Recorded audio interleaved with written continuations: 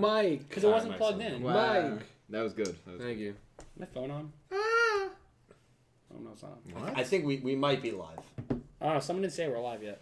Yeah, no, we're multiple live. people. No, I haven't seen it yet. Wait, Electric Kevin said we're live. Hello, everyone. It's Dylan from Yugioh Everything, and welcome back to another Talkin' Yu-Gi-Oh! Crazy 8's. This is episode 54, Manabu on the inside. I want to thank... I mean, listen, the bad puns are part of this production. I want to thank all of you guys for being here. Hey, I thought it was great. I thought it was great. I thought it was great. See what you do? All right. Do you want me to get a paper towel? Just drink it off the table. Calibro, as he walked by, smacked Dredger's drink down. I did not smack anything. It reminded me of the slide, honestly. It was similar to the slide situation. It definitely was similar. But no, it was a great pun. Yeah, so I want to thank all of you guys for being here. Obviously, a jammed-packed episode 54. And for those of you that don't know, this is a podcast where we go in depth on all things Yu-Gi-Oh! Anime and, specifically whatever Yu-Gi-Oh! Is going on. So, obviously, for Crazy 8's, it's Yu-Gi-Oh! Go Rush. And we are going to bring our thoughts for episode 54. We almost have a full crew. Pete not able to make it tonight. We hope he's able to join us next week. But we got Cal, we got Nick T, and we got Dredge. How are you guys doing tonight? Fantastic. Feeling a little insulted, but besides that, I'm doing pretty good. Nick T, how you doing? Dude, I'm doing great. Don't listen to the haters. They wouldn't know a good pun if it slapped them in the face. Just like Robian's poems. Oh my god, they were so bad. You're gonna tell me that they were Her poems were a little better this episode. They were completely... The fact that I need like the other character to tell me what she said is the problem. Well, I'm like listening to her poem, and I'm like, what? And then they go, it's this. I thought they were a little more understandable. They were straight on this episode. I don't know what you guys are talking about. Well, you guys must speak Robian. She's gonna start saying this was spot on. She's gonna start saying the sky is blue, and Dredger's gonna be like, I don't know what she's talking about. I'm like, hey, I don't know. The problem is, like, she'll say something like, oh, I get it, and then they tell me what it is. I'm like, yeah, I didn't think it was that. So. Well, yeah, that's fair. That's fair. But we'll talk more about that. We'll talk more about Robian, Go Yuna, Asuka, Asaka. Obviously, you'll get it one day. Asaka, right? Asaka. Yeah. I gotta say, I know. I'm so used to saying Asuka from GX and from the wrestler. There's a lot of Asuka. I know when I see that spelling. Asuka, for 30 episodes since we've seen this character debut, probably even more, my brain has not been able to just say Asaka naturally. Like I always say Asuka. Because you're used to saying the other way. It's almost the same spelling. Like that name, I will never be able to nail. Well, maybe, but we'll see. Seven's pun. Hey, I like that was I was going for that. So these podcasts are also available on all streaming platforms: Spotify, Apple Music, Google Podcasts, iCloud Podcasts, Yokai Listens, wherever you get your podcasts from. Did you make those last couple up? Obviously. I was actually trying to think of something in my head. I'm like, where is he going with this? But yes, anywhere you can stream a podcast. Anywhere you usually get podcasts. Sirius XM? Sirius XM.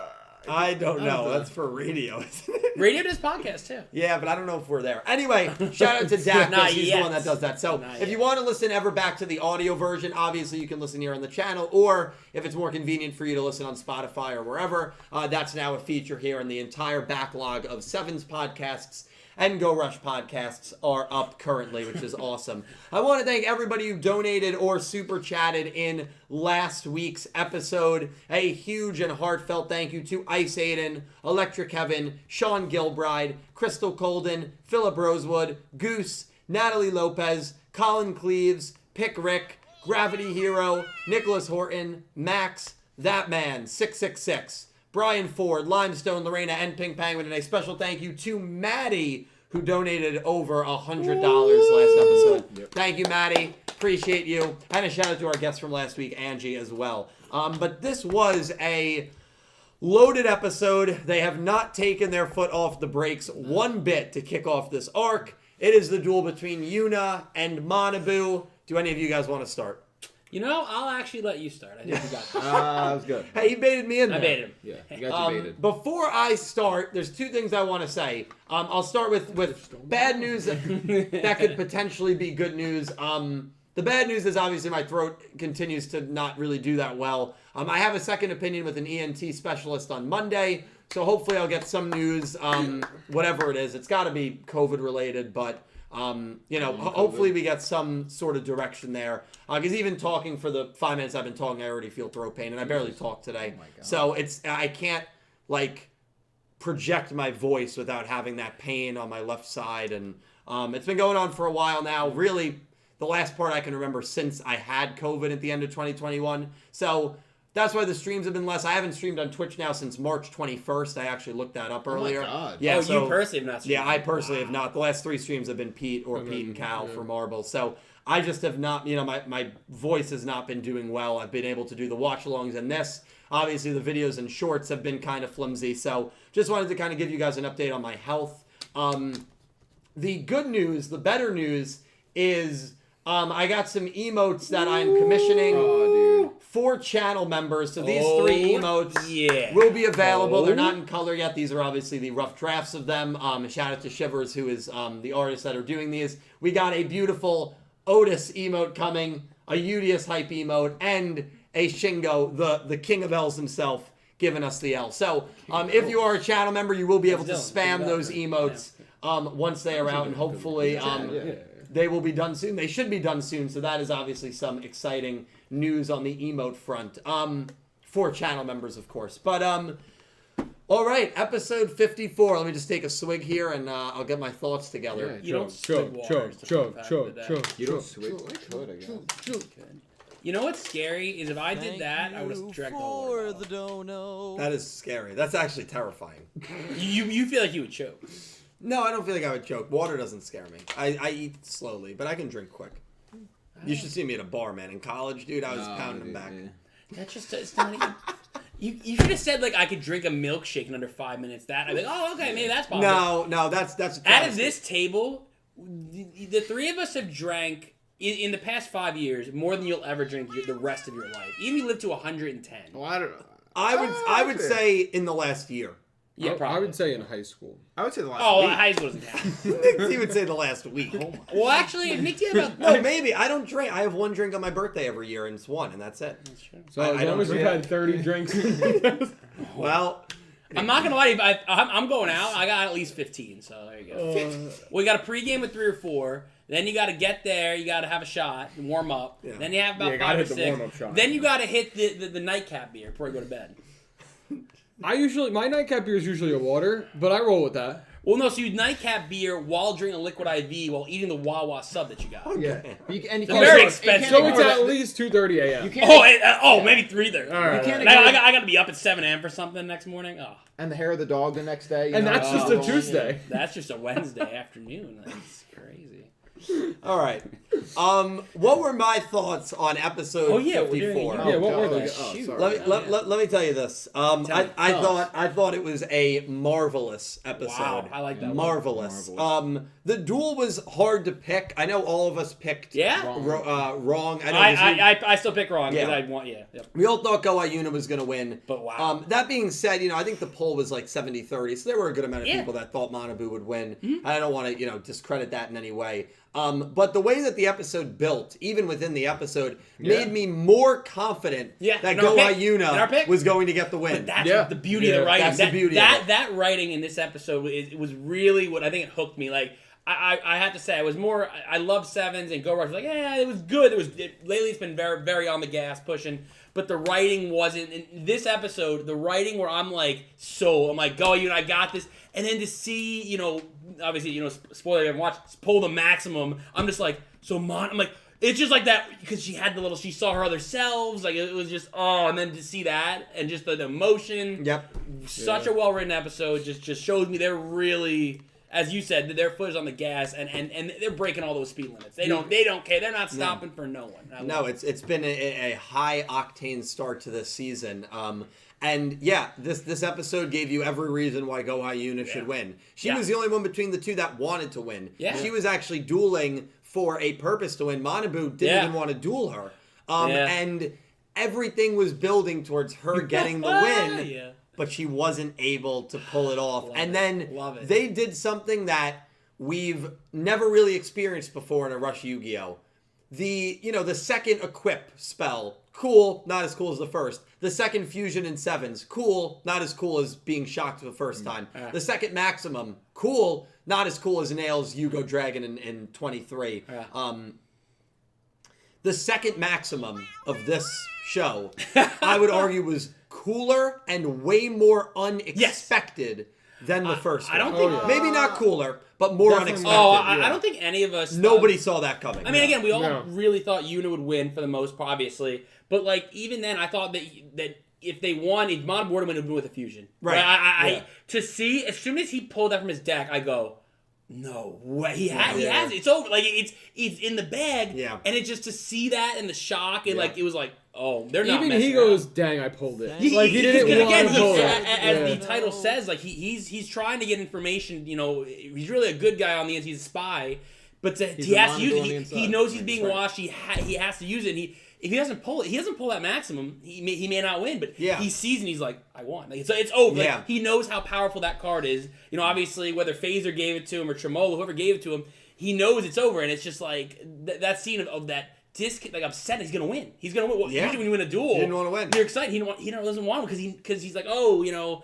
I know what Yuna wants. Like I just lose, and they think I did my best. I'm okay, but then he ends up winning. And then what happened after? You know, they getting carded. We'll get to that. That was crazy as well. But yeah, whether you want to argue which one was cooler is obviously, as Nick T said, definitely debatable. Yeah, sure. More unexpected. That was the point I was trying to make. Because once you see it the first time, you're like, all right, well now we know that it's kind of coming. It's here. Yeah. But like the opening did such a good job of spoiling that, you know, Phaser was going to use a maximum, and that Tremolo is going to have a maximum. It did such a good job of masking the fact that Manabu had a maximum. And credit to them for not showing that in the opening. Sometimes we get on openings for showing too much. I never mind that. I like that. This time the opening kind of lied by omission, and that was really good. Like That was perfect. We'd assume Yudis or maybe Yuhi or Yumu is going to get a Someone's going to get one, But to have Manabu, second episode, pull after we just saw the maximum the previous episode, think, oh, just pull on. That means they all have them. Yeah. Tremolo's got a maximum, we know. All this is like we're behind the 8 ball here. Our pro tags they got maximums. Now we had thought fusions were better than maximum, and now we're back to maximums are way better than fusion. They've changed that, which I'm happy about. Yes. Yeah. It should be. It should be that way. I agree. I agree, but just to see that now we're behind the 8 ball. We're 0-2 of this start. If you think about it. Well, and here's the thing. It's not going to be, in my opinion, as simple as let's just get maximums and just start, going willy-nilly. The second Udius, Uemu, or whoever it is gets a maximum, however they get it, and I imagine they will at some point, every opponent they duel, if they defeat, that opponent gets killed off, technically, right? They get carded. So, now if you lose to a maximum. So now using and that's what I love how they did it at the end. Now, anytime a maximum is used, you're carrying the weight of knowing if I defeat this character, that relic is coming to card them because I'm beating them with a maximum. Which would be like a dilemma for our protagonist. It's a huge dilemma. Yeah, it's like I don't want to card my friends potentially. Yeah. It's a huge dilemma. So also the shots with Yuhi were so good. Yeah. And they told such a great story through Yuhi's with not many lines. Not many lines. He had a cool dialogue with Rovian, but other than that, I mean, he's watching, he's excited, the vibe's good during Gohei Yuna's turn. She's not able to get the win, and then you see him in just complete despair. Yeah. Because I have to imagine the weight and the weight of Yuga's final words and the burden of not being able to, or feeling like you're not able to do anything to stop what's happening from happening. And every time you see someone get carded, it reminds you of what happened to Yuga, and it ultimately reminds you of how you were Yuga's last hope. You were the last person that he put faith in here, and you're not able to move. You're not able to do anything because of all this self-doubt. Mm-hmm. And it's such a compelling angle that I absolutely love.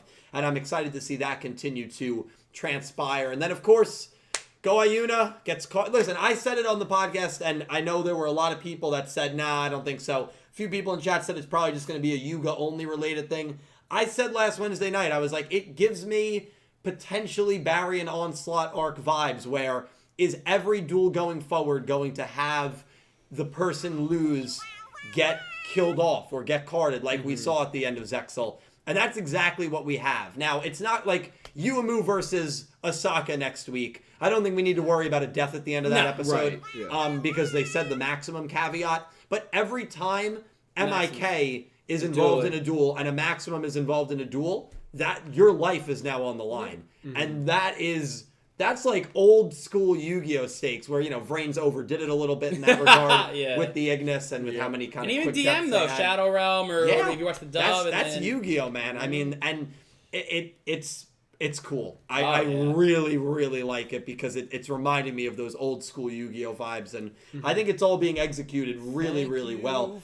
Another thing I have to mention, Goha Yuna sees her 5 siblings, or her 5 personalities. Yeah. Obviously a great reference to the Goha siblings. Episode 54 of Sevens is the episode that they were formally introduced. Oh, really? Yes. Okay. Because 53 started season 2 of Sevens. That was the Swirly Otis episode. The Goha siblings weren't in it. 54 is when the Goha siblings enter. So, no coincidence that we haven't seen these characters at all. Those personalities were always within Goha Yuna.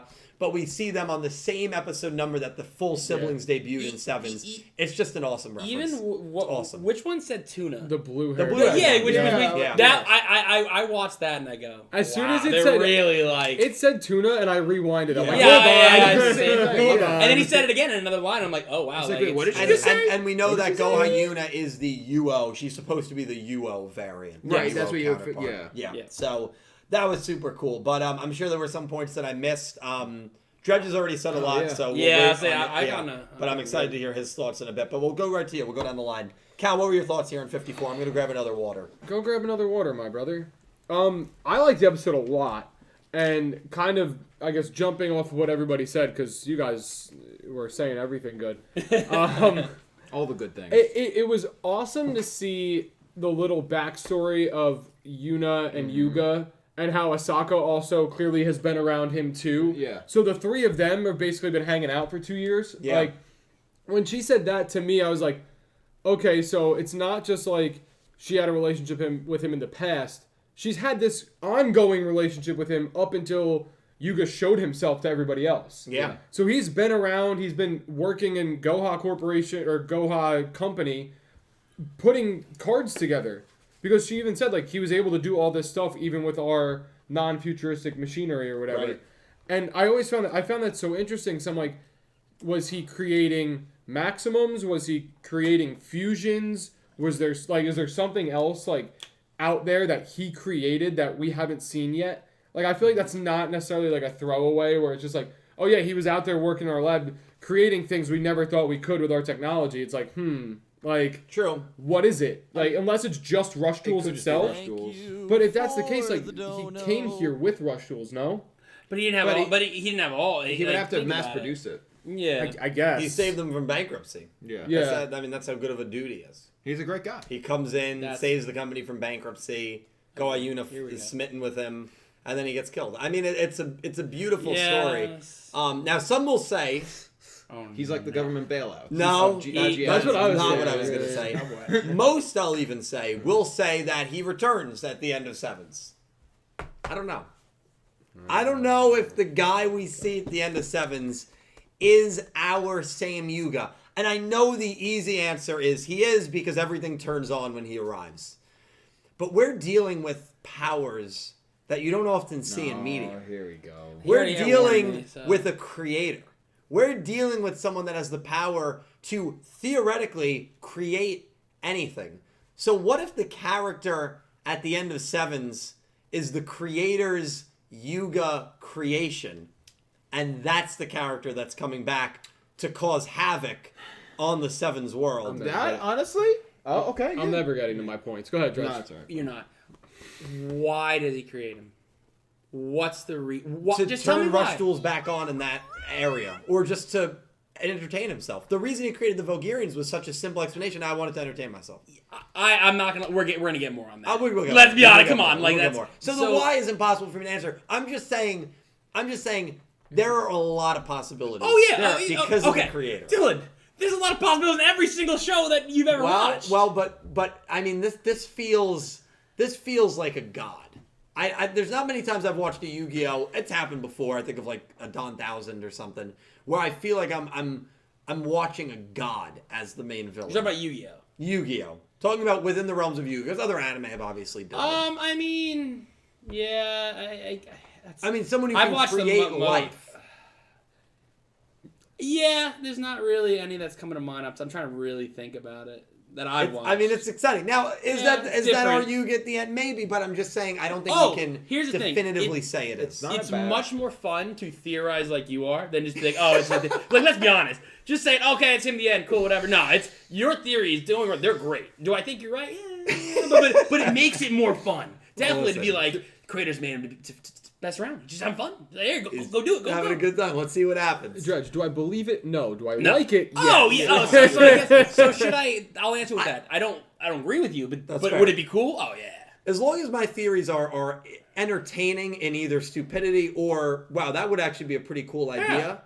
That's fine. You don't need to agree with that. It's a theory. That's what you want. Yeah, that's exactly. I've always said I don't really like that theory. Is like one that no one would predict and say. Like you want them to do something that like is like so like what they did that like what like, you didn't see that. You almost don't want to see it coming unless it's something like that where it's that outlandish. Like that'd be cool if they did that. Yeah. You know, kind of like that. It would be a good plot for Yu-Gi-Oh! 9. 9, yeah. Speaking of Yu-Gi-Oh! 9, man, we are. Don't. How many Well, you set him up. At this point, we're like exactly 8 months away.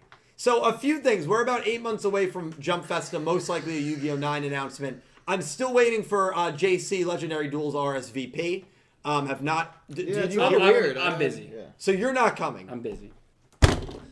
That's a huge. Well, I guess we loss. have So now you can be miserable for the next 8 months thinking about the fact that I won't be there. Yeah, that's a tough loss. Are you gonna be there? Just saying no. I might. All right. We'll get the guest list confirmed soon because it is coming up quickly. Hey. But I'll Now- be there. anyway, continue. Now, I'll be there with bells on. I won't be there. But a cosplayer that looks kind of like me might. Oh, interesting. Interesting. But I won't be there. So you're cosplaying to Jump Festa. All right. I'm just saying that Dredger will not be there. Okay. Otis cosplay. You don't have enough money.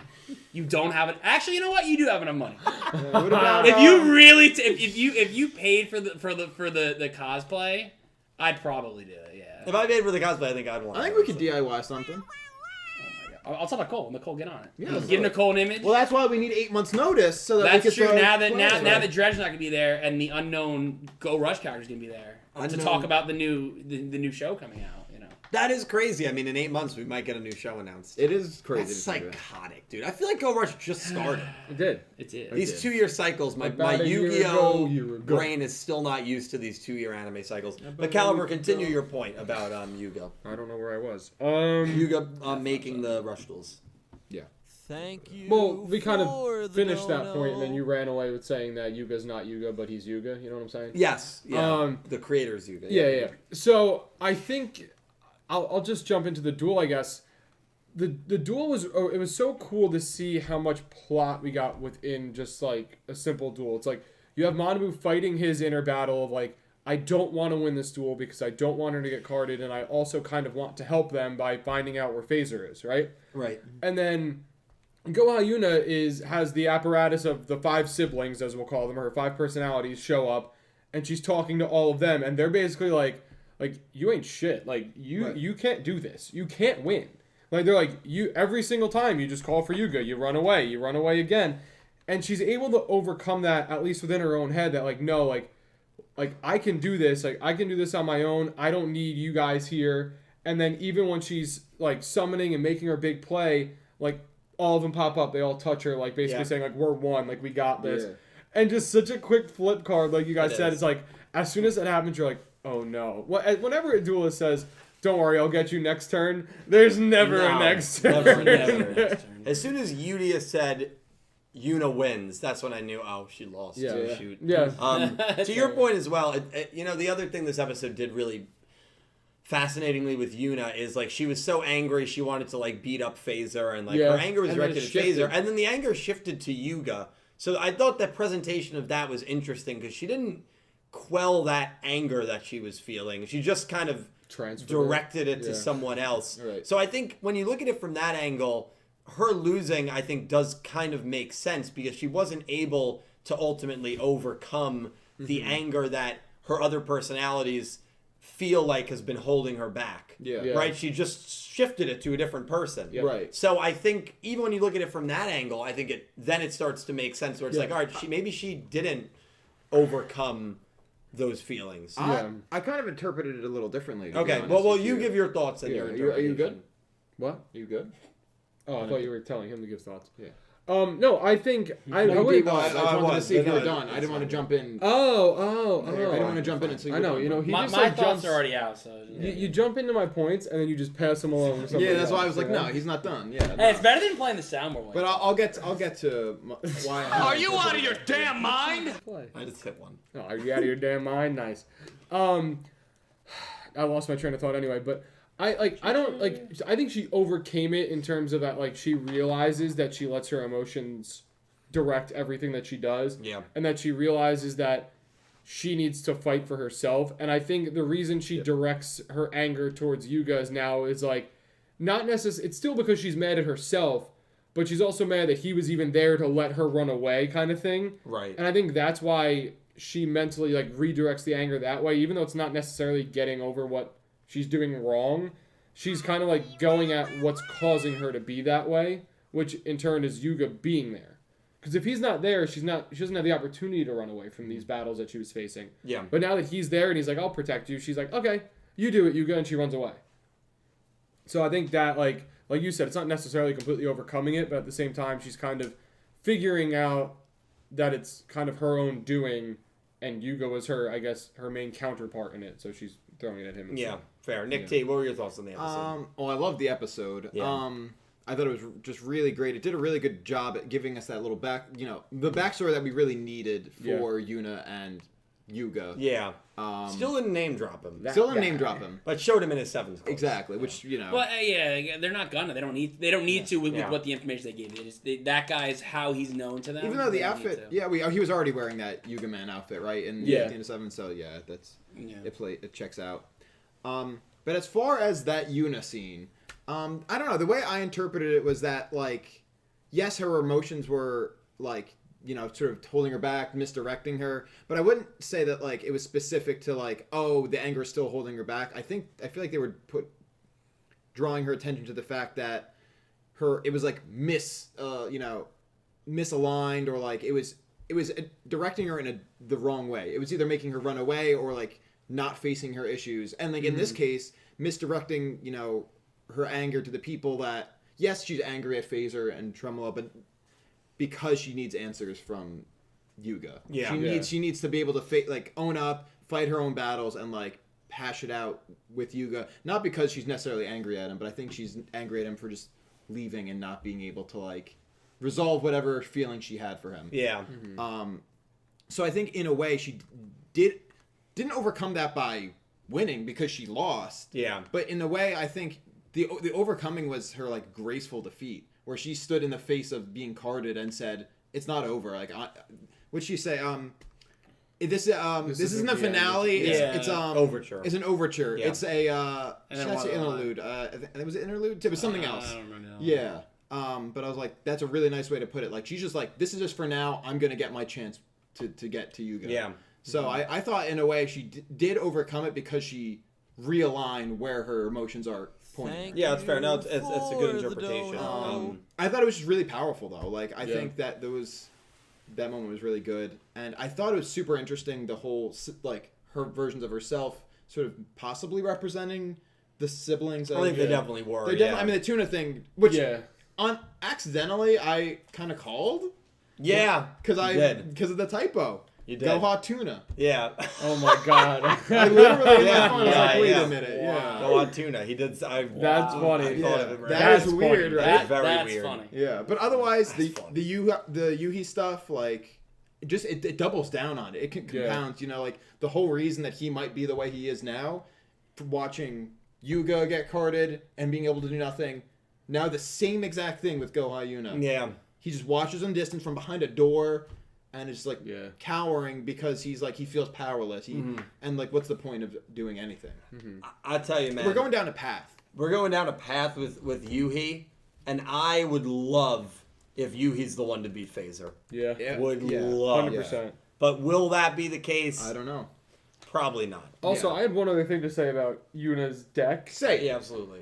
The naming of like the cards, instead of Seven's Road, it's Celeb Rose. Yeah. So when she Rose, says like Celeb Rose Magician, it sounds just like sounds Seven's Road. exactly like she's saying Seven's Road Magician. Yeah. Well, Yuga inspired the hell out of her. I mean, did you? I mean, her whole deck is based off his. Yes. Yeah. Did you get any romance vibes from her towards 100%. Yuga? Oh, without a doubt. Oh yeah. This time, Absolutely. this episode. She's blushing the entire time. Like that, and like so, even like her feelings, like how she when her anger, she doesn't know who to aim it at in a sense, and when she realizes she wants to almost yell at Yuga. I took that as very boyfriend girlfriend or someone you're dating, where it's like you don't know what you want to say, you don't know how to say, you're mad at someone, you realize no, that's the person that I didn't have the chance to tell them or talk to them. That's the exact vibe that I got from Yuga. He squished her face with the robot arm. Yeah, and she blushed and just even like how much she looked up to it and didn't get a chance. Like how could he leave her? How could he leave me? Mm-hmm. It's almost like in a death and it ended up being like that now. Well, he's dead. I mean, unless they figure out a way to reverse exactly, it. which they will. But let's not. Let's not ruin the fun. And they alluded to they alluded to that because the whole reason Manabu is still is to find about the how card. it works. Yeah. Which you can only imagine the motivation for that was because of what happened to you. Probably like a year ago. Watching that happen to you guys, like, well, we have to figure this out. Yeah. Also fantastic that when Manabu was playing, like when he was acting evil. Yeah. Oh, that was good. That humor. Yumu is the only one saw through it. That saw through she's it. like, they're not gonna get. And with the characters that were there, I when I was doing my watch along, I was like, Yumu's probably the only one that's gonna see through this. Yeah. And it was. And how did they not get my acting? It's like because everyone's heated. And she's like, Neanderstar was saying woof instead of meow. Yeah, that was that was. When that initially was happening, I'm like, what? And then it was on purpose. Yeah, like that's the idea. Course, yeah. That was good. good. But as far as my final point in the episode, I would say, and I love Rovian. I would say this is the most coherent Rovian has been probably in the show so far. I would agree with you. I feel like the metaphors in these poems she used were like very like transparent. Yeah. About because like Goha Yuna did like sort of spread her wings, like she was the chick that only chirped to Rovian and now is spreading her wings and like and the way what she saw and felt, like that was her feelings for Yuga, like trying to. Like I think it was just very transparent and really cool, honestly. And I love that Rovian's poem was the outro of the episode. Right, it was reiterated. As Goha Yuna was dead. Yeah. And like I these last two episodes, the endings have hit so well because you see last week Yuga get carded. This week you see Goha Yuna get carded and how like everyone's in despair. Even Manabu, who defeated her, probably feels partially responsible for defeating her and getting her carded. And then that ending theme hits where it's like soft and sad. Which we called. So well. We called it. Yeah, I was big on that last. I'm like, it's gonna be. This is not not like you're gonna have a lot. We called it last week or the week before. It's like, when it's a happy ending, it's sure. But those weeks where it's gonna like kind of somber, it's gonna hit, and it hit. Yeah. Well, it's funny because I said as a joke that like the only anime I'm familiar with Bradio doing the opening for was Death Parade. Very upbeat, very happy opening, awesome song, Flyers. But the show itself is the complete opposite of that. And I was like, we're not going to get to that level in a Yu-Gi-Oh show. But like, just because the opening 2 here of Go Rush is very like happy and like upbeat does not mean it's going to reflect most of the episodes of the season. Yeah. So far, it hasn't reflected any of them. Yeah. All 3 episodes have been, I would say, pretty sad in terms of the overall theming. Yeah, definitely. And with 2 pretty impactful, sad death scenes as well. So, it's starting to feel the vibe of kind of an older Yu-Gi-Oh! With that regard, with the stakes and everything, and just the unpredictability of what's going to happen week to week. And I'm here for it, man. I love it. Dredge, your any other thoughts you wanted to add in on the episode? I feel like I jumped on everybody's like. Which is fine. If you have more to add. Not sure. I mean, I think I like them dropping like finally like I think that whole interaction, the backstory we got between Yuna and Yuga and you, which we all talked about, but them just finally like saying, hey, he's from the future, and then and getting that information of finally all right now, but it's funny because like they give us that and it's like, oh, they finally answered that question for us, we think if that is the truth and everything. But then it's like, okay, well now I got a million other questions. Yeah. Like, and that was, I don't think it would have had the same effect if they immediately told us. So I do like them waiting. Now we know that. It's like, well, okay, now I got 10 million more questions to ask. So the timing of that again was really well done. I said it earlier. I loved the way this episode was written. I thought it was done. Had everything in it. Had the romance. Had the thrill of the action, the duel, even the animation. We haven't discussed that. The animation of the monsters was really cool. The Maximum was great. Oh, it was great. Unexpected. The unexpectedness of it. You're thinking, oh, Yuna's got this. To oh no, Yuna's done. Maybe she's not gonna get killed. Oh no, wait, she's gonna gone. get killed. Yeah, and then Yuhi's absorbing all this after what Yuga said to him. Even that scene of you see Phaser watching Manabu silently on the monitors. Like he's got to be just like sitting there. No face response. Very so just like okay, all right. Let me see. And and the answer goes. Remember, we're on camera. I know. And at least for me, I'm like, did Phaser see that? Did he see that does he know that they're trying to 100%. I feel like he has. We're getting a Phaser Manabu duel and Phaser's winning and carding Manabu. That's easy.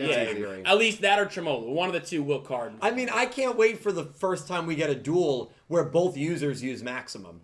And then both duelists know whoever's losing is getting killed here. If you use the maximum. Because if Tremolo summons a maximum, Yugioh doesn't, and Yugioh somehow defeats him without using a maximum.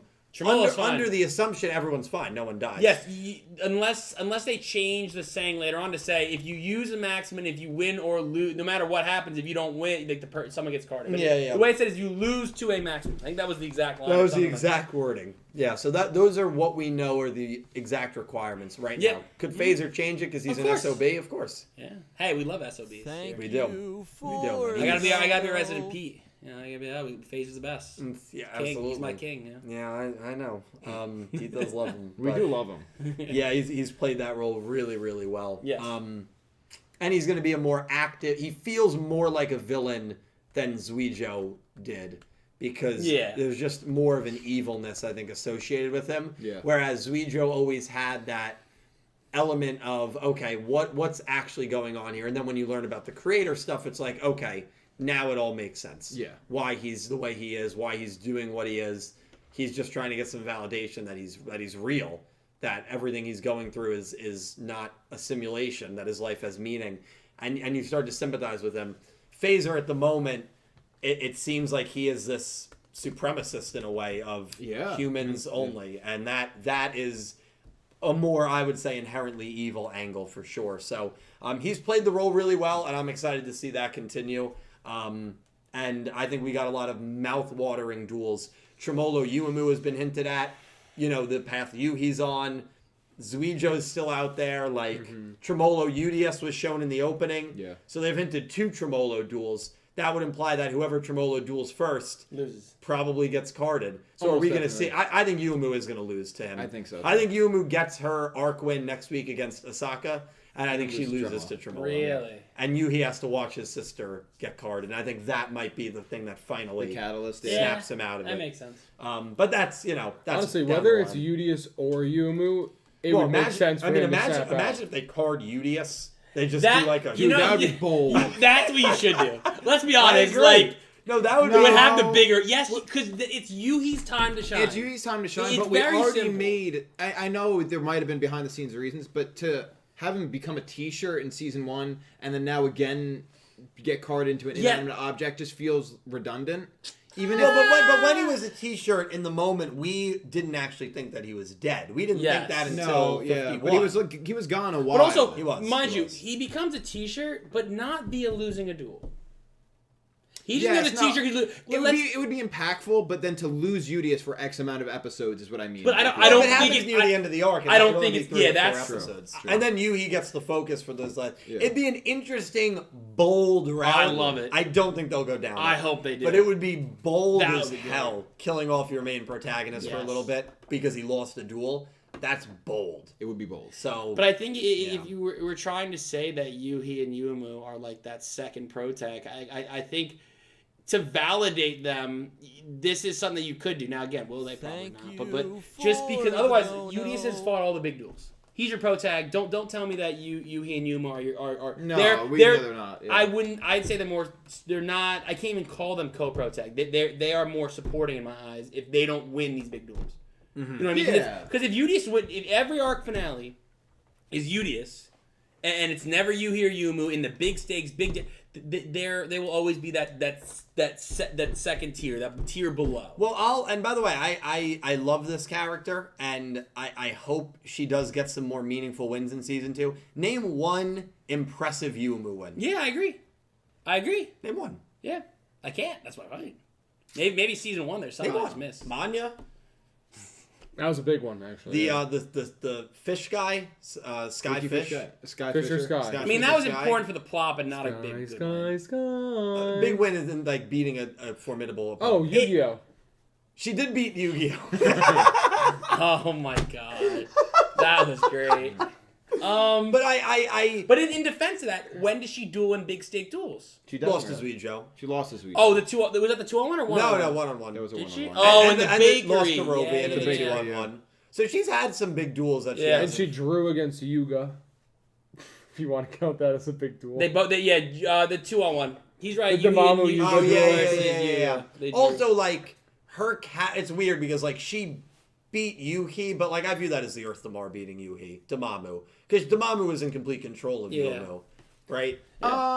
It's kind of just a wash. I wouldn't even Right, attribute to Damamu either. Like, It's if just a I'm wash, counting Yumu's wins, I wouldn't count that as a Yumu win. No, She I wasn't wouldn't there at all. No, She didn't duel. that wasn't her, no. Damamu was just using her body, you Yeah. know? So, but yeah, like, I would like to see one of them, or both of them, get, like, a really impressive win. That's the exciting thing about Tremolo, in my opinion, the younger brother, because I think you could give one of them a win against that character. Yeah. Definitely. And that would feel like a pretty formidable, like, strong win. Will they, though? I think so. There's no way Yugioh beats both of them. No. Agreed. Again, I really... here's the thing. If you want to set up Yuhi versus Phaser, I feel like Yugioh can't be there. Yeah. You know what I mean? That's why the carding Yugioh can work, because if Yugioh is there, Yugioh is going to duel Phaser. I also... If that's the possibility, it's just... I also think, bouncing off that point, Yumu can't be carded by Tremolo and then Yuhi not go after Tremolo instead of Phaser. Yeah. At least, to me, it wouldn't make sense unless Yugioh already does it. And then, like, Yugioh goes to fight Phaser, and Yuhi steps in and is like, no, like, I need to do this. You could see, maybe, but I think Tremolo's going to card someone else. I mean, I do think Tremolo's going to card somebody. I don't know. Yeah, I don't think he's going to be a one-and-done duelist. No, I really hope someone. not, especially being the second-hand man of MIK. But that's why I think if it's something like Yugioh gets carded by Tremolo, right? Say that happens, and the next duel right in line is like Yumu saying, no, I'm stopping this. She wins, and then she loses to Phaser, and then Yuhi has to come in and get both of them back. That's a lot. The problem with that, it's a lot of repeats. Yes, That's the only issue. And I like that. I like that writing. I just don't, because of how they do. It's very rare we get you know that. I think it'd be cool. I think that'd work well. Unless it's like a tag duel with Phaser and Tremolo against Yumu and Yugioh. They lose, they both get carded, and then Yuhi has to come in and take them down. Then it's only one that would be repeat, crazy. but it's... That would be bonkers. Because then Yuhi would see his final two that might be too much. He may just curl up in a ball and die at that point if that's what he sees. Well, he could go dark face, can't see anything over his eyes. And Oh he's no, just he's serious. He just now? goes Berserk Yuhi. Yeah, exactly. Berserk Yuhi. Oh wait, what was it? It was in the last. It was what happened to Roman when she got mad? It was what was the name? Hangry Roman. Berserk Roman. Yeah. Yeah, and I mean you could do Berserk Yuhi. So I have a date for you guys and all you guys watching. And We're going We're gonna be. Oh no, it's not that soon. Oh, might be. Taking us out on a date. Where are you taking me, though? 1, 2, 3. The date I have is April 3rd, 2016. Wait. That is the last time in a Yu-Gi-Oh episode that the non-main character dueled to conclude an arc. A non-main character duel. And which show is that? That was arc 5. I was gonna say that's pre-Vrains. That was Reiji versus Jean-Michel Raget.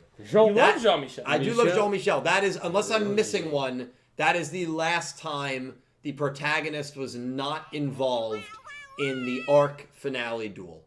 Wow. So, if we get like a Yuhi versus Phaser to conclude an arc, that would be the first time in over 7 years where a Yu-Gi-Oh show did that. So it doesn't happen often. So it's not just a Go Rush thing. Yeah. It's a Yu-Gi-Oh thing. Yeah. And it's a shonen thing. I mean, the protagonist usually is involved at the end of the arc. That's why I loved that Reiji Rajet duel, because as it's going on, you know the arc's on, and you're like, oh wow, like our main character is not involved in defeating the threat and the villain of this like arc, which was I thought it was unique, and unique, yeah. Arc 5 was ambitious in a lot of ways, man. It really was. I think it's the most ambitious Yu-Gi-Oh show.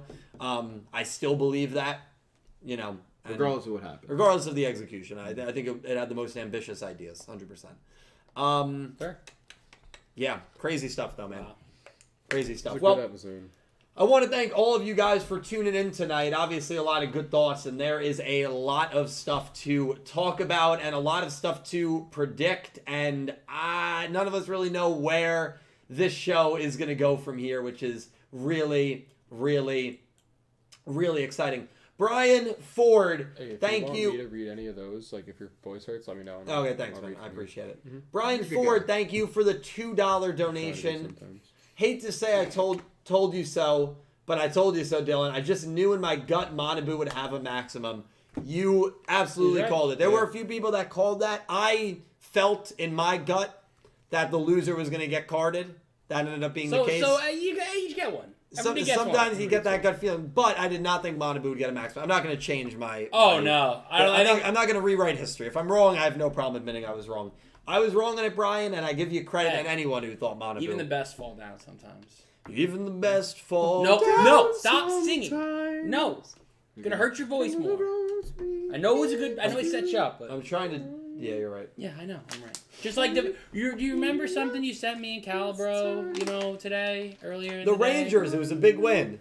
Let's go, Rangers! And then He's just trying to hear his yelling. voice. He's trying to hear his He voice, sent us a video of him Let's yelling go in the car. Rangers! Can you explain, because there's a lot of people who messaged me and said, you guys live in New Jersey, why aren't you New Jersey Devils fans?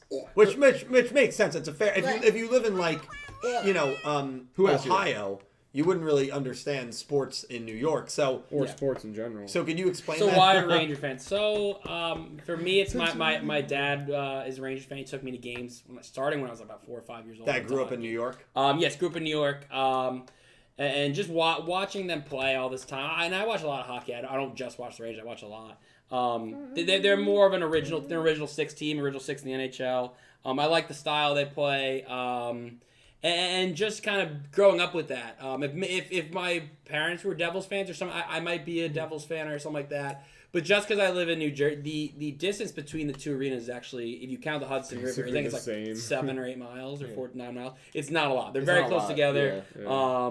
You can get there in about 5 minutes. No. I mean, you're in a friggin' jet. yeah. 5 minutes, you're in a friggin' jet. Yeah, the traffic? 7-8 miles between the stadiums probably takes about an hour to get from one to the At other. least 45 minutes. You gotta take a tunnel. But it'd be also there's no way direct. No. across, Yeah, I know. There's also like a 20 But minute yeah, so I train guess ride, that's why I'm a Rangers fan more. So there's a lot of people in New Jersey who are Rangers fans. yeah. I think it goes for any sport, but like being in New Jersey, we're like in the center of multiple media markets. We being are. New York, New Jersey, and Philly. Yeah. So it's like you could be any combination Even of any of those like, teams, yeah. and like it's just valid. A lot of because- people don't even realize that, like, the south of New Jersey is It's almost all all Philadelphia fans. fans. Yeah, You would we get never such a think mix. that New Eagles, Jersey's Phillies, Philadelphia. and Flyers. 100%. Yeah. Yep. Yeah, because of the combined media markets in this area, like you could be any combination of a fan. Yeah, because because you get all those TV channels. Exactly, Like, you can yeah. watch whatever. It's a matter of who you want to watch That's what more. it comes you know? down to. Yeah. I mean, obviously, yes, but even far back as like parents, like they. Yeah. So a lot of people Yeah. find those teams because of those media markets. Yeah, my mom's family is from New York, and they're like the big Islanders fans.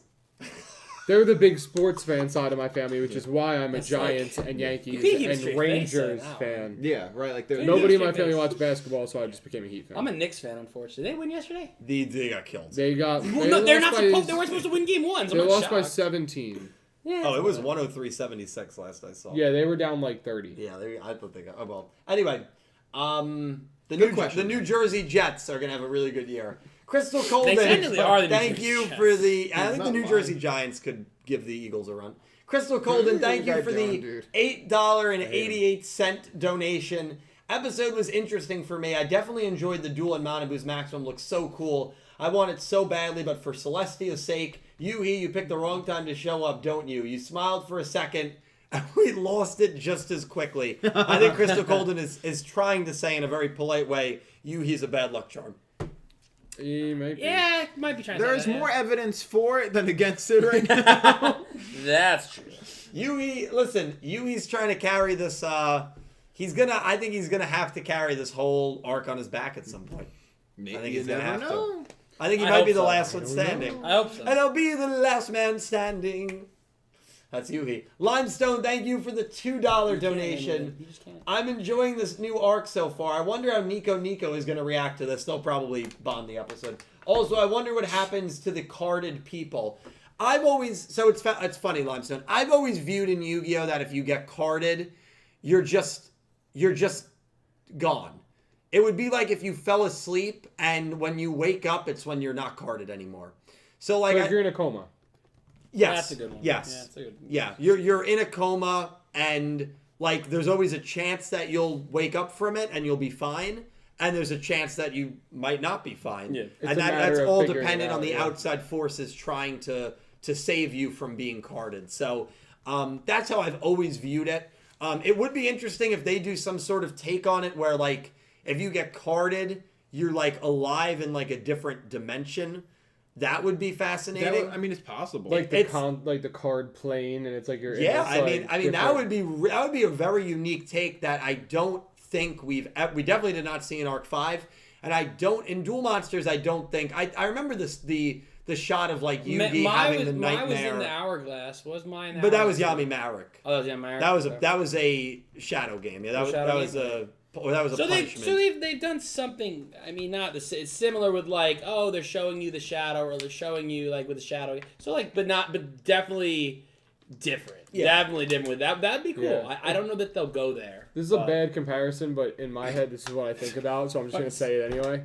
But like, it reminds me of like in like Black Panther when they go to the celestial plane, the ancestral plane, and they go there, and it's kind of like the only reason like they're there talking to their ancestors, but like when they're in the card, they're just there with the other people that were carded. That would be super. So instead of talking to like the past Black Panther, they're just talking about to the other people that have been carded. It's not terrible. It's not the same thing, but that's how I picture the card. Yeah. You know No, what I I'm mean? saying it's not terrible. It's not terrible. The card itself is like a placeholder for the person in this realm other than the other. Yeah, exactly. It's a unique. I've always viewed it as a unique way for Yu-Gi-Oh to do death because we've seen death in Yu-Gi-Oh! Like I think of Barry and Onslaught arc in Zexal where a lot of characters died. They all got revived. It's the same way that when you get carded, you get revived. 5Ds. 5Ds. A lot of those. Right. Darksiders. Great example.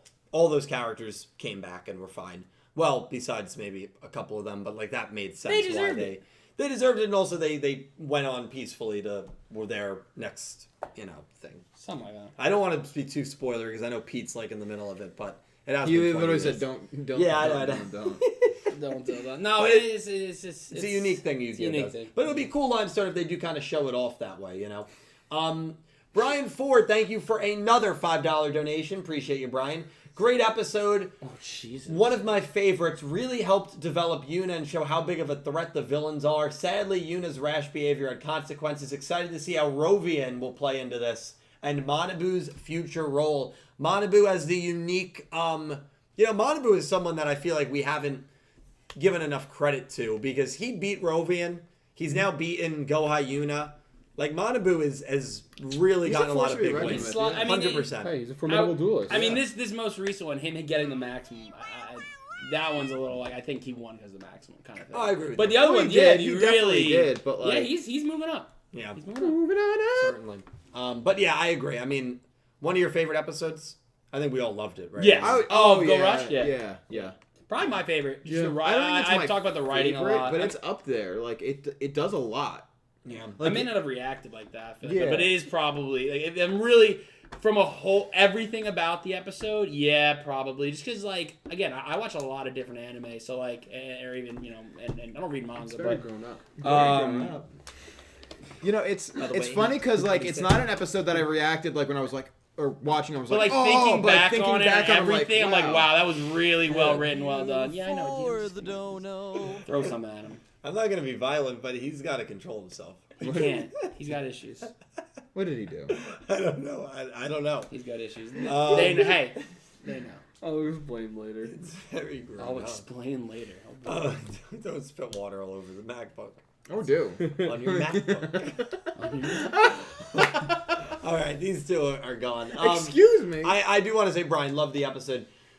Another $5 donation from Brian Ford. Oh, wow, Brian, Brian's appreciate you, got my five. guy. Thank you. I can't possibly imagine Phaser doesn't know Manabu isn't truly on MIK's side. You talk We brought this up. It's too obvious. I wonder why Phaser allows Manabu to be left alone for the moment.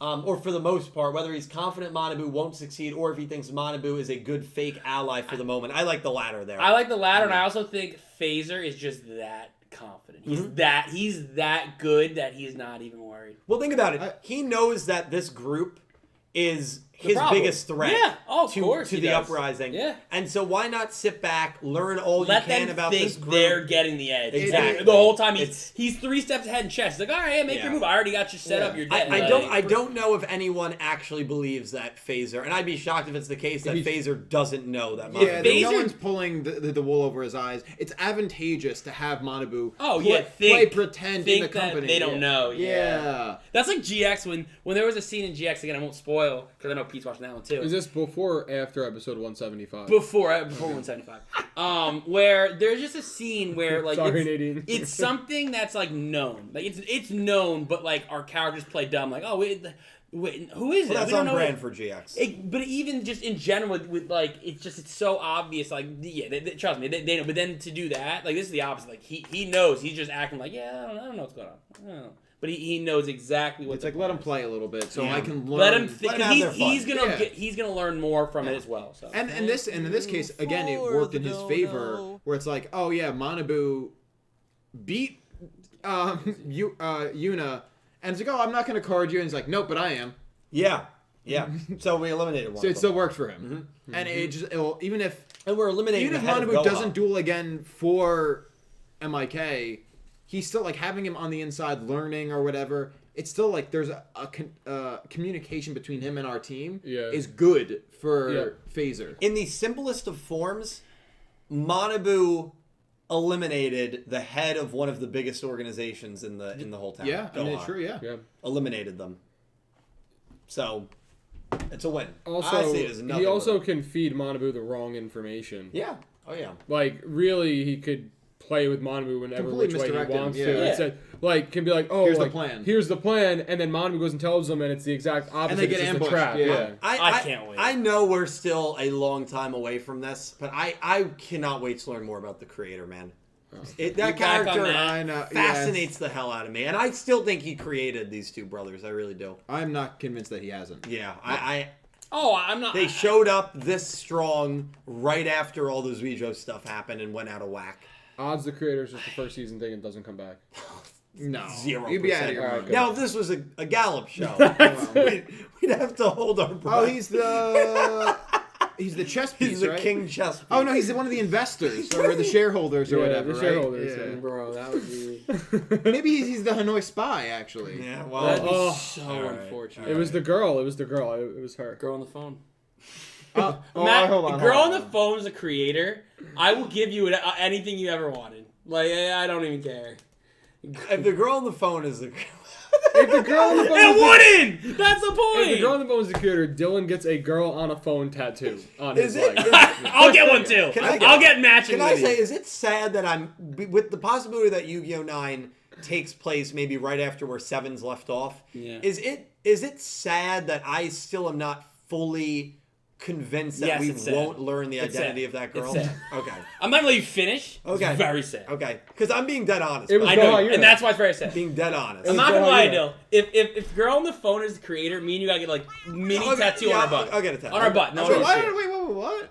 I would do it. You want in? You in? I'm in, but I just want it on my butt. Put it on your thigh then. Yeah, I put it on my somewhere knee. like where it's like covered by shorts, I'm saying. Oh, I don't. Well, what would it be? What would the tattoo be? The girl on the phone is equals creator. Oh, no, you get a girl on the phone. Oh, I would do a girl on the phone. You get some variation of it. Yeah, because that girl sounded very young. I'm not getting. Yeah, that's creepy. Oh, we're not talking young. like, It's a tattoo. Even then, no, he's right on that one. I'm not getting. No, it doesn't have to be a young girl on the phone. It could be a little. It could be a little stick figure girl with a phone next to it. I don't want a stick figure either. Though. But you know what I mean. Like it doesn't have to be this extravagant thing. It could just be a woman on the phone. How about that? Hey.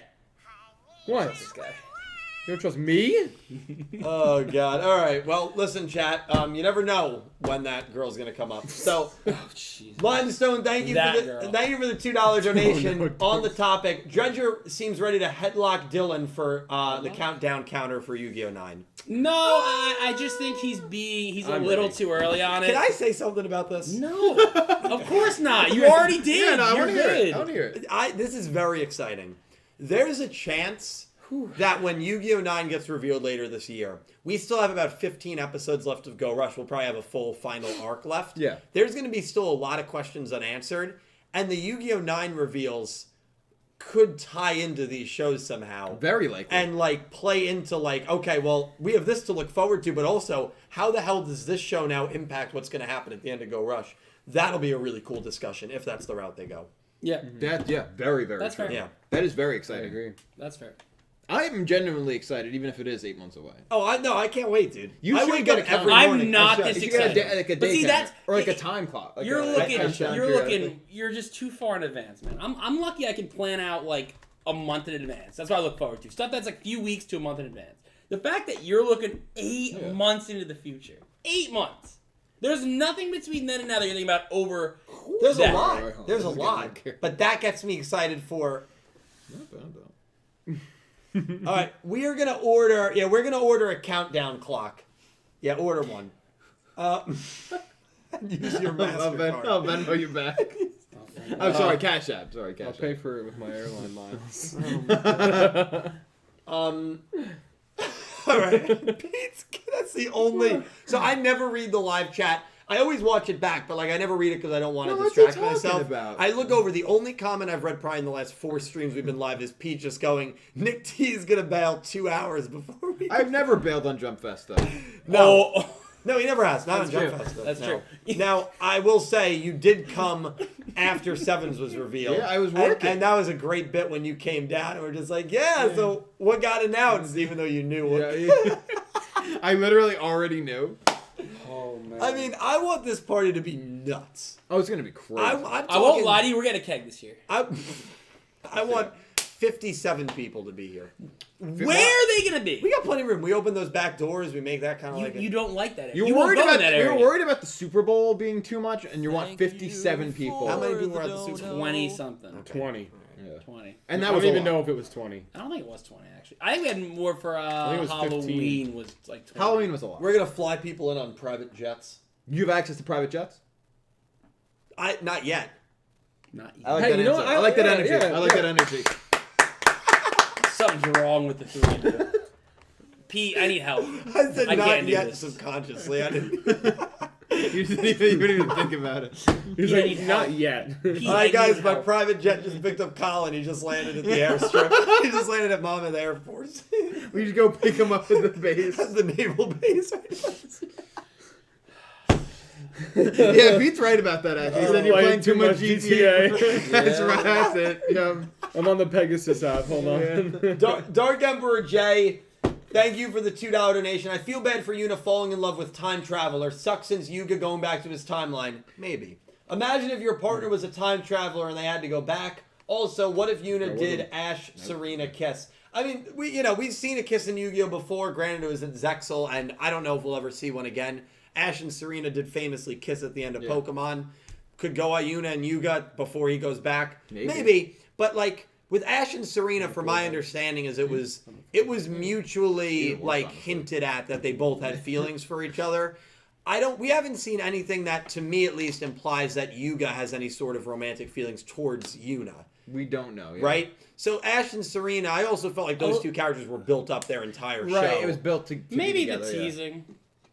Oh, maybe. But nothing definitive by any means. Yeah, I agree. maybe. I agree, nothing definitive. They could do something along Granted, the lines. I also haven't seen that Pokemon show, so I might be just, it might not. Maybe Ash and Serena, it wasn't mutual. I don't know. He can just hit her with the classic, like, if only we were on the same timeline, and then he hops back into his ship and rides off into the sunset. There is it's not like an unheard of thought. It does sound like it sucks, or it's like, oh, being in love with a time traveler. Well, that's what they did in Back to the Future, right? Something like that.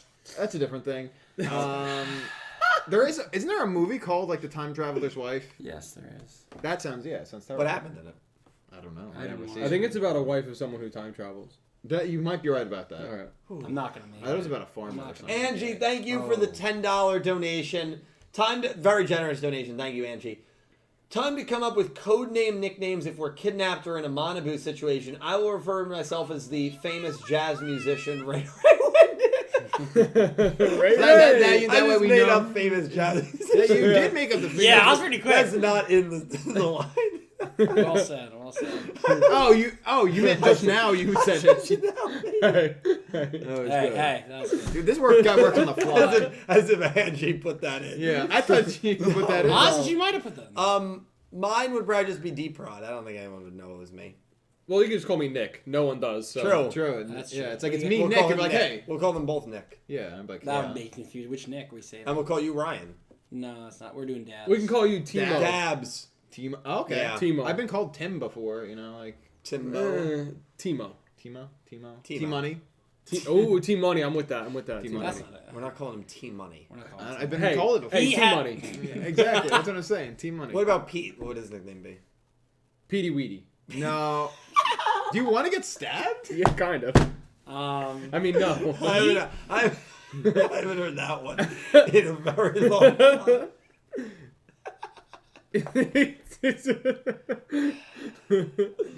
We could just say Peter. Or is that We can call him the Vac Man. PV. the vacuum? PV. The vaccine. Oh, all right. Go take a lap. Go lap. Take a lap. Oh my god. We can call him V Money. How about that? I like Nick's better. Pete said always knew I hated Cal, but he's about He didn't. I think he missed what he said. I said PV. Why not PV? It's very simple. PV. You guys got fucking issues. Oh my life. Oh, all right. Love you too, Pete. Yeah, Oh, Pete. God, I don't know. I gotta man. find my balance. Angie, great suggestion. Brian, thank you for the $2 donation. What do you guys think Manabu's future will be in this arc? I think Manabu will either be a mid-boss to get to the Ryugu brothers, or do you think he'll get close to the Relic and someone like Tremolo will stop... Tremolo or Tremolo? I think it's Tremolo. Tremolo, I think you're right. Will stop him and beat Manabu in a duel. Good point. I think Manabu will get killed in this arc. I think he is going to get carded. He's gotten his arc win. They don't usually give multiple wins in an arc too often to characters that are not the main ones in the arc. So I think Manabu will probably lose the next duel he's in. I don't think it will be against Tremolo because they've already foreshadowed Udius and Yumu being Tremolo's adversaries. Yes. So I think that's the route of Tremolo right now, unless, the opening lies, which it's done before. What if I think Phaser will beat Manabu. What if it's like Phaser against Neanderstar, and then Manabu says you can't take her without taking me, and then he just cards both of them? I mean, I think it would be great actually if Phaser duels both of them at the same time and just kills them in one turn. That would be very interesting. That would be a Kills display. him Of, in one that would be a turn? display of power. That's for sure. Vulgar display of power. The old FTK. That That won't happen. But I mean, what do you guys think? I think it'll go along the lines of him losing to Tremolo or Phaser, in his next duel as well. Yeah, he loses next one. And I could see him losing to Phaser, and Phaser being like, I knew all along. Phaser's the one who approaches him about the duel. Yeah. He's like, I know that you're not part of this, and you want to help them. Yeah. So he's like, you have a maximum, I have a maximum. Let's go. We're dueling. I'll let you stay. If not, you're getting carded. And then he gets carded, and Neanderstar goes with him. Yeah, well, not even I'll let you stay. If you beat me, I get carded, and then I'm gone. Yeah, it's... And if he puts himself up like that, he's not losing. Yeah, he's not losing. That's the only thing I wouldn't like about that duel is, Phaser doesn't lose there. Yeah, but again, it's you fine. know Manabu needs to lose. Yeah. So it makes sense. Yeah, it's true. In a duel where you know someone needs to lose and someone needs to win. Unless he just doesn't duel again. Could. Yeah, could. So then Phaser just jails him because he betrayed him. Or he just cards him. Sends him to the... I know what you're doing. No duel To required. the underground. Just cards him right then and there. Yeah, it's crazy. Oh my... Lorena, thank you for the $2 donation. Check it. I wish Rovian would speak normally from time to time, so those poems and metaphors aren't her only lines. I completely agree. It'd be nice if Rovian didn't just... Did Pete send that? Yeah, So he did here, okay. Yeah, here it is. He's a funny guy. Yeah, Lorena, I agree. I mean, you know how I feel about Rovian. I'm not a fan of Rovian. Not my favorite I'm probably character. the least fan of Rovian. I'm not a big fan either. I don't like her more than you. I don't know. I didn't even like her poems this time. Come on. Her poems this time were okay. No. See, I'm actually really coming around to Rovian. After this, How? you can No, understand the poems this episode, and Thank you, bro. now I'm No. starting to think back. Maybe I just was not letting my brain work hard enough. To figure it Thank out. you. What, Thank so, you. fact that what you do you think think the that issue is are- for Dredger? Do you think he just doesn't understand? He's the just not poems? smart enough. No, I think Dredger's definitely smart enough. No, I'm not. I'm no, okay I, not being smart enough to understand that gibberish that comes out of Rovian's mouth. So. Actually, it might be I'm the very opposite. He content. might be too smart. That's it. He's Actually, we're gonna go with the former. I'm not smart enough to figure out what you're talking about. Okay. Nice. That means we're smart. Good job. Congrats. Listen to her gibberish more. Enjoy. I took That's okay. okay. classes on it. You know? That's okay. They can read the books, and we'll hit the weights. Exactly. You know. Lorraine had another $2 donation. Thank you, Lorraine. Funny 'cause I went to the gym today. So as I'm lifting, I'm thinking this is more than Dylan weighs. Okay, all right. So you were picking up like you were curling. Like 100 pounds. Yeah. 2, 3. Why are you holding your pec? That's what you do when you do the curls. 4, right? No. 5. Hey, let him. This is a little It's not heavy 'cause good. This is a full can of He's soda. burning it. There's nothing in that. Lorena, thank you for the $2 donation. Am I A that slight, strong? Just so you know, a full can of soda weighs 1 pound. a Not slight, even. If it's, oh, you're right. It's 12 ounces. You're a right. slight, It's actually 3/4 pound. a slight crack theory. Phaser is absolutely going to change the rules. One rule is Phaser won't be carded if he loses, but everyone else will be carded if they do. Eventually, it I won't doubt just it. be maximums because not enough people will be dying. Oh no, I could see him. I could see that. Where if someone loses not to a maximum, the relic still shows up and he's like, "I'm going to kill you either way." I could see him doing that. I could see him doing that, but I don't like it from it would take away the importance of maximum. winning and losing. And the maximum. Yeah, exactly. Because like if he could just lose whenever. No. Not if you win, you get carded. I'm Yeah. saying if you lose, but a maximum wasn't used, I could still see. Him carding carding. you. Yes. Oh yeah. Yeah. Okay, I misheard then. I apologize. Yeah. That's fine. I could definitely see that. Lorena also with another $2 donation. Thank you so much, Lorena. I believe Yuna's line was roughly this. This isn't the end. This is just the beginning, a prelude. It sounds like foreshadowing Something like for that. things to become even more serious, potentially. They're already serious. So. Yeah, they are. We'll switch it over to some super chats. Yeah, right. Thank you. What are we doing? Thank you guys for all the Good. donations. Thank you for making us a I'll read part for a little bit. of your Wednesday nights. We got the 55 and 56 summaries on tap and our picks on Yuumu Asaka. We can't be Don't connected. miss it. I'm going to get the poll running to see how people liked the episode or didn't like the episode. They loved it. They love me. Let me just make sure I have everything in here. All right.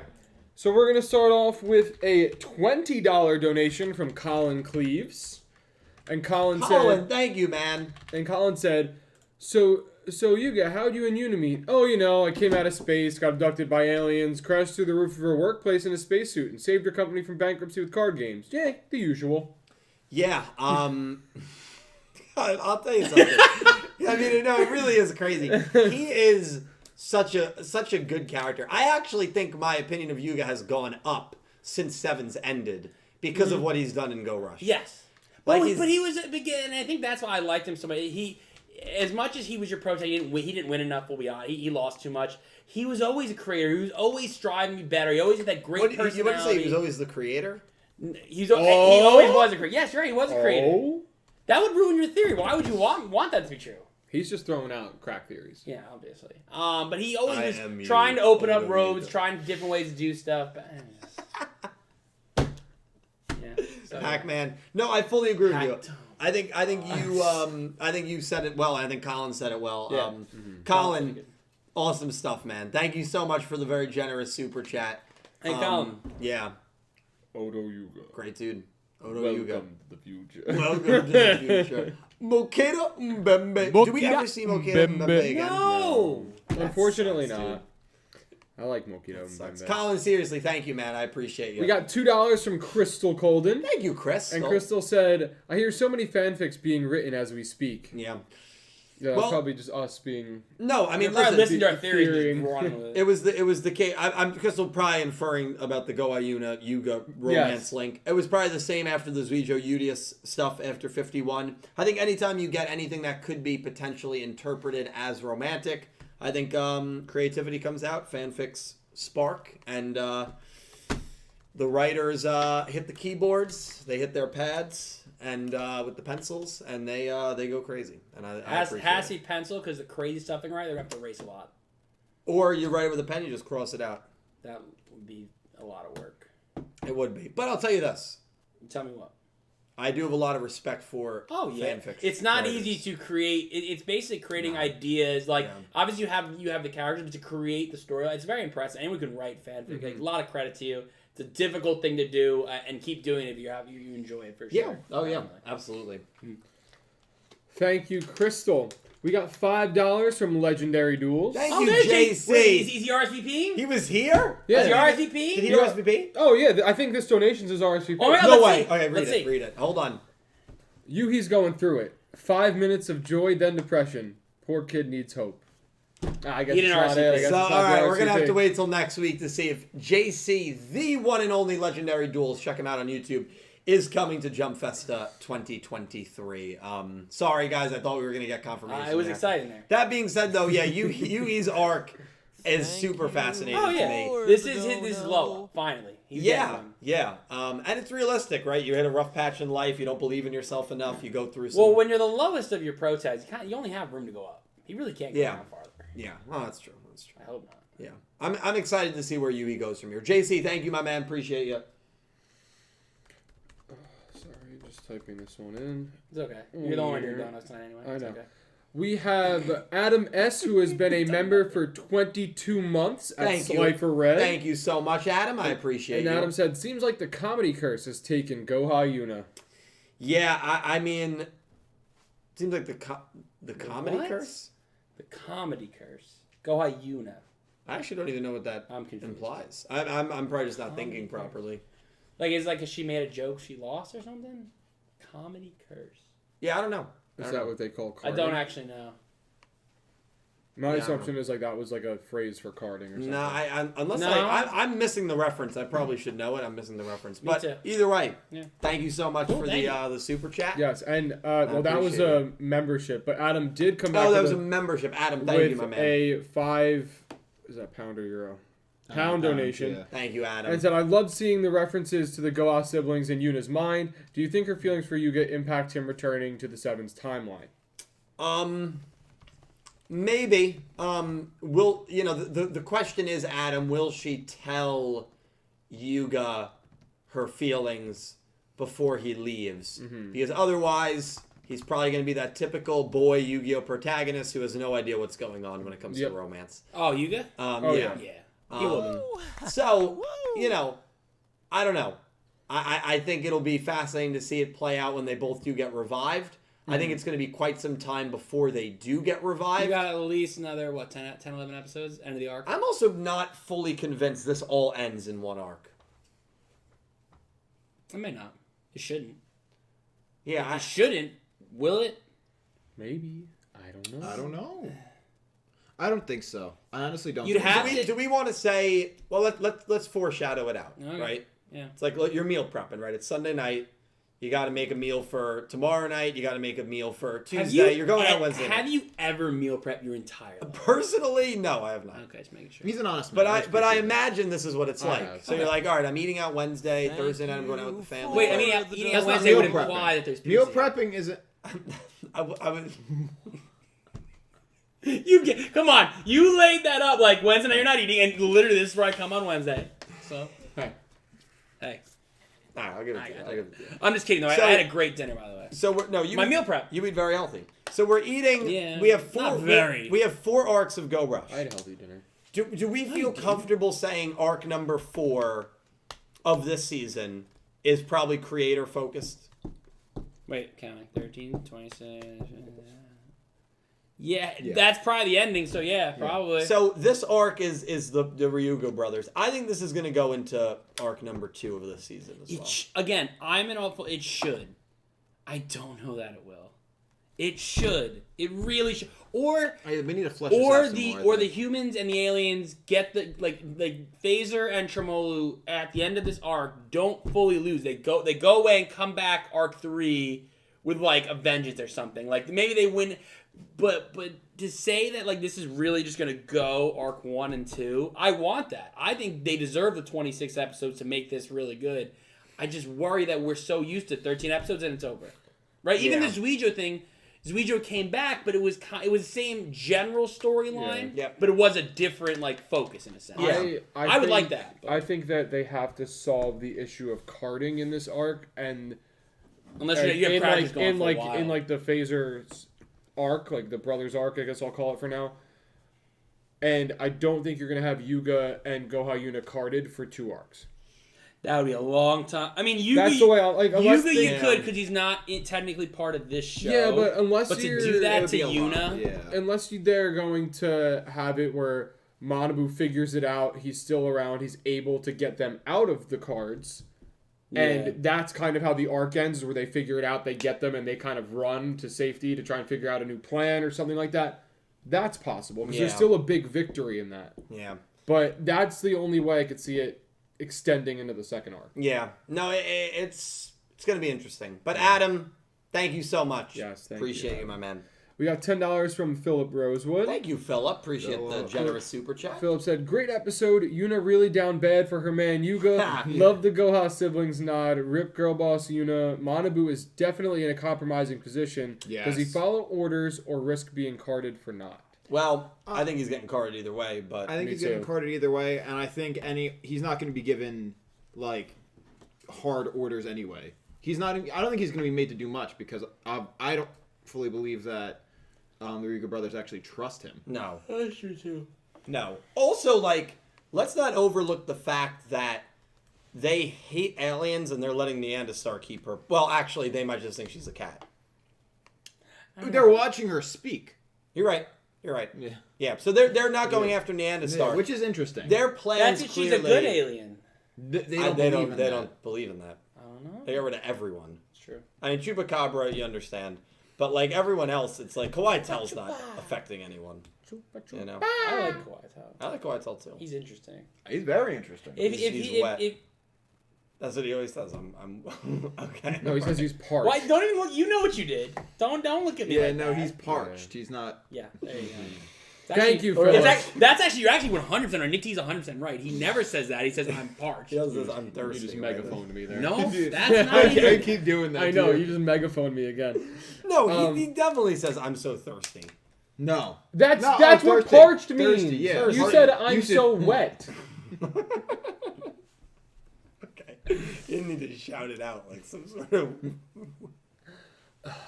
Thank you, Philip.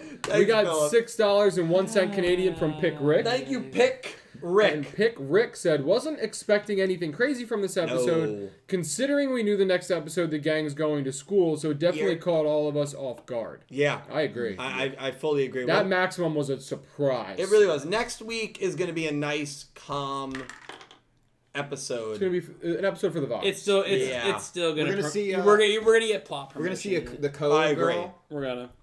We're going to see a co-girl. Yeah. Will we get an answer as to... You know what would be great next week? Sirocco introduces herself. Why would she introduce herself? She was blacked out when the Goha Yuna Yugioh duel happened.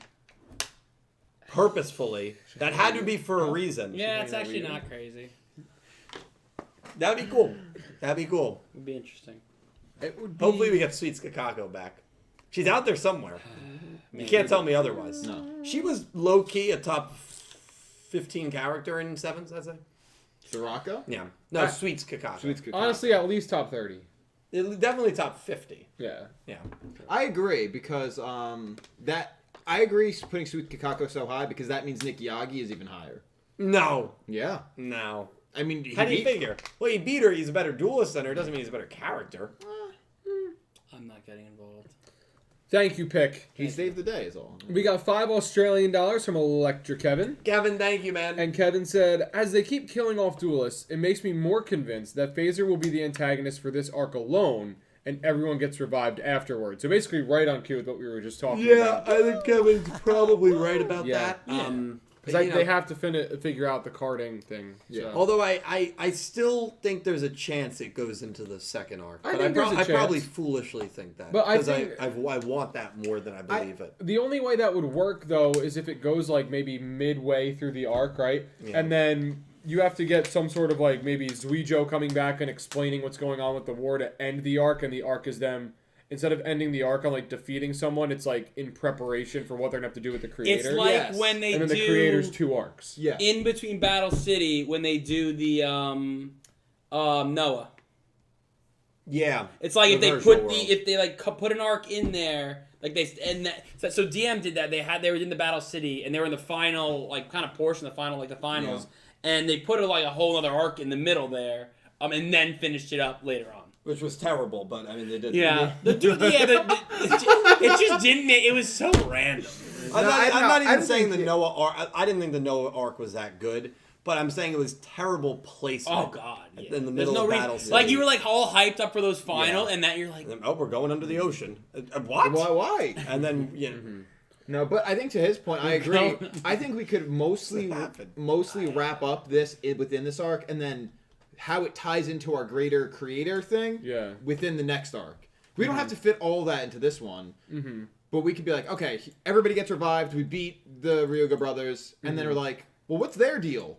And then turns out they're made by the creator, or they're going to point us in the direction that we need to go. You know, it's there. You know, there's and it's like Yugioh coming back and kind of explaining like to Udius basically, hey, like, these guys don't belong here. They're not even human. Yeah. You know, like, they're just another point in what the creator's doing. We need to get out there and get to him, and then he comes back with the information they need to start tracking him down or whatever. Exactly. That's possible. Yeah. Yeah, I don't think... At the very least, I don't think it wraps up in, like, a very... The only other thing that could make them a recurring villain in terms of coming back to the next arc is if they get carded and come back, or, like... They get put into the relic, right? And come back to life because of the creator, and the creator says, you're not done yet. Like, he has another mission for them. Which he could do. He could do anything. In which case, like you said, you know, creation. He can do whatever he wants. Yeah, we don't like that smile. Very exciting stuff. Kevin, thank you. We got $5 from Crystal Colden. Thank you, Crystal. And Crystal said, you lose to a maximum. You seen the show arc 5 when you get to learn what that was. Which I'm assuming is just the carding. Getting a card, yeah. Yeah. Crystal also came back with $2 and said, better than Twilight Love Story. Changed my mind. Well, Dredge has seen every movie of Twilight. It's not better than the Twilight Love Story, but it's not that far off, and that's scary. Are you getting emotional? Am I getting emotional? Over Twilight? I think Twilight's pretty good. It's funny, out of the 4 of us, I probably watch the most, like, rom-coms, and will get emotional over that stuff. But no, not Twilight's rom. That was. You've cried at Ryan Gosling? It was a book. At the Notebook? Yeah. I did. Yeah, I think so. No, the one that. Which one? Click. Click always gets me, man. Click is a very big. Dylan's never seen it. You've never seen Click? Click's a big one. Of course, Adam Sandler. I've seen it. You know what it is. You've never seen it. I've seen it. It's with the Moody and Rewind Time. The Mood, yeah. There's a few. What other one is a good one for that? Great one is Air Bud. Wait, okay. Oh, Marley and Me. Holy God, dude. Marley and Me just kills you. It's not Titanic. Yeah, not 30, super bad on Titanic, but yeah. I cried during 13. No. Oh, I thought that's what he said. That's a funny movie. Nacho Libre was actually really good. Did you finally see it? I finally watched it. I'm confirmed with that. Jack Black was I'm fantastic. texting Ivrea. I don't believe you. The Fast and Furious movie that tribute to Paul Walker. I cried at the tears. Yeah, well, we were in the theater together. I remember Master consoling you after we walked out. That's not true because I saw it while I was at Stockton with my roommate. Okay, then it must have been someone else. He really tried. He really tried to stick it on me, and I'm like, no, that's not. You weren't there, and then Etienne drove into the Friendly's parking lot and almost got us all killed because he drifted and. That might have been the second time I saw it. That's a real thing. I mean, I've been in the car with Etienne while he attempted to drift. It didn't go very well. I had a broken arm, and I was in the passenger seat of his car, and he tried to drift in the rain and crashed into the side railing. By Russo's. By Target. By Target. And if that railing wasn't there, we would have rolled down into the parking lot. I know. You guys would be dead. Well, I was already busted up. I had a cast from my wrist to my He had a shoulder. cast with 70 signatures on it. At least. we're back on that again, aren't we?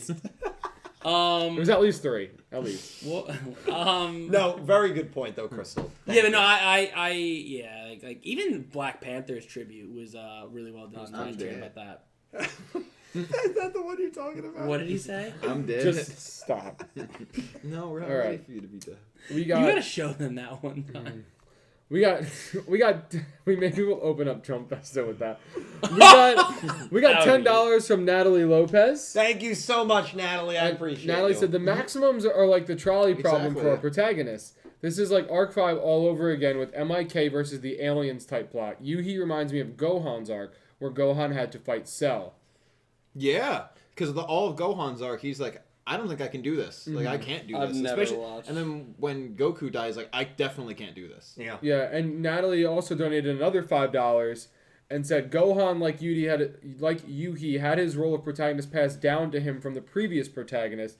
My theory is that Yuhi will have to dual phaser. Man, I hope you're right, Natalie, and I agree. don't think it's that far fetched. Like I Not think at they all. kind of are heading towards that way. Yeah. I really like the trolley problem thing because it's accurate, where it's Fully like, accurate. do we lose? Do we lay down and die? Or do we, like, risk, carting people when we don't want to? Yeah, no, it's It's like- very yeah. well put. Yeah. Honestly, all good points from Natalie there, Yeah. and Yeah. I'm I think we might, especially like the longer it goes without Yuhi. Oh no, Yuhi probably has a duel coming up in 56. Maybe. We're going to read the summaries for those very, very quickly. We'll go through them quickly because we read them last week. Yeah, but just to reiterate. yeah, in case anyone missed it. We Now, or you also want have to me make to our keep picks too. We can make our pick. Oh, do a few more. Okay. We got a gifted membership from Crystal Colden Thank earlier. you. I Thank you. didn't catch the name of who got it, but whoever got it, be sure to thank Crystal for Yes, the if you haven't gifted already. membership. Natalie came back and donated another $2. Thank you, Natalie. And Natalie said, "You may have won the battle, but not the war, Yuna." Yeah, In a nutshell, yeah, yes, that's what basically she said. Yeah, she's Yeah. like, this isn't over. This is the prelude. Sad thing is, right, she gets killed because I'm handing in the ground. The sad thing is, that was bad. That wasn't good. That was bad. I feel it right in my ear. That's not a good thing, bro. Well, the crazy thing is, once my voice gets like blown out and hurts, I was telling this to Dredger, if I press really hard on my ear right here and talk, I don't feel any pain anymore. Maybe you have an ear infection. It could be like a sinus thing. I don't know what it is. It'd be great if it's like It's been a all kinda- 1 year untreated ear infection. Imagine this whole for a Well, and like this is also always swollen right here. Do you push more like this part or like in the? I push just in as hard as I can, like in the hole.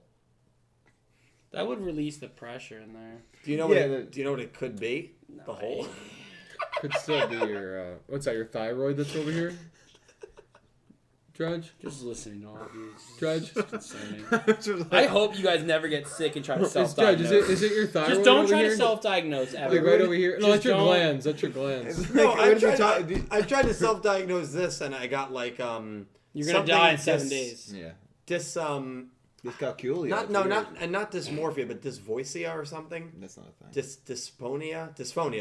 Is that a thing? Yeah, It is. dysphonia. That sounds That's a thing. accurate. Yes, dysphonia. Much better than dysvoicia. Dysturbia. Disturbia. While we're looking at Natalie's donations, thank you, Natalie. Natalie so much, also Natalie. became a member at Slifer Red. Oh, thank you, Natalie. Natalie, that's great news. That means you'll be able to use these not that one. Hold on. What do you? These emotes, It's not that seven. one. Seven. Nope, not 9, 7. These emotes very soon. I remember. These three are coming. Hype Beauteous was inspired by Elaine, so that's super exciting.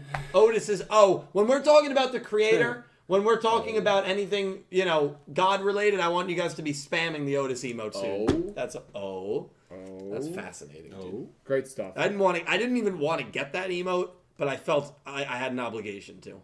That's not true. You were so excited for that. You were No. very, very excited. No, I didn't want to get it. And someone came to me in a dream and said, "Hey, you've got to fulfill this man." Hey, can I guess who it was? Yes. It was Pete. No, it was Otis.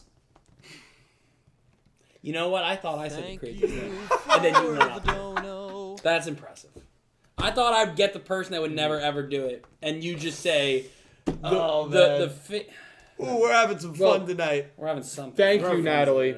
Natalie, thank you. We got $10 more from Philip Rosewood. Thank you so much, Philip. I appreciate it. And Philip said, Yuma is like Vegeta. They don't really get big wins, but are great characters in every other aspect. And those are the wins that matter, because characters like that interest me. They don't always need the wins. Nick T, can you comment on that? You were seeing Dragon Ball.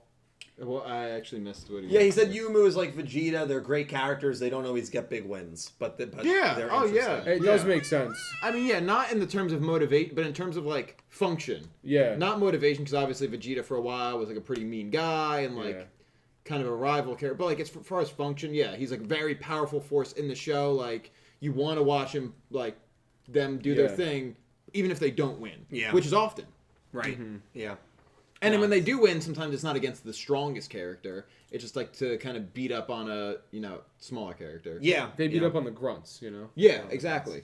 Chat, we are going to read 2 or 3 more super chats, and then we're going to go to the 55, 56 summaries, the 57 title, and make our predictions for the upcoming clash between Yuumu and Asaka coming up soon. Good try.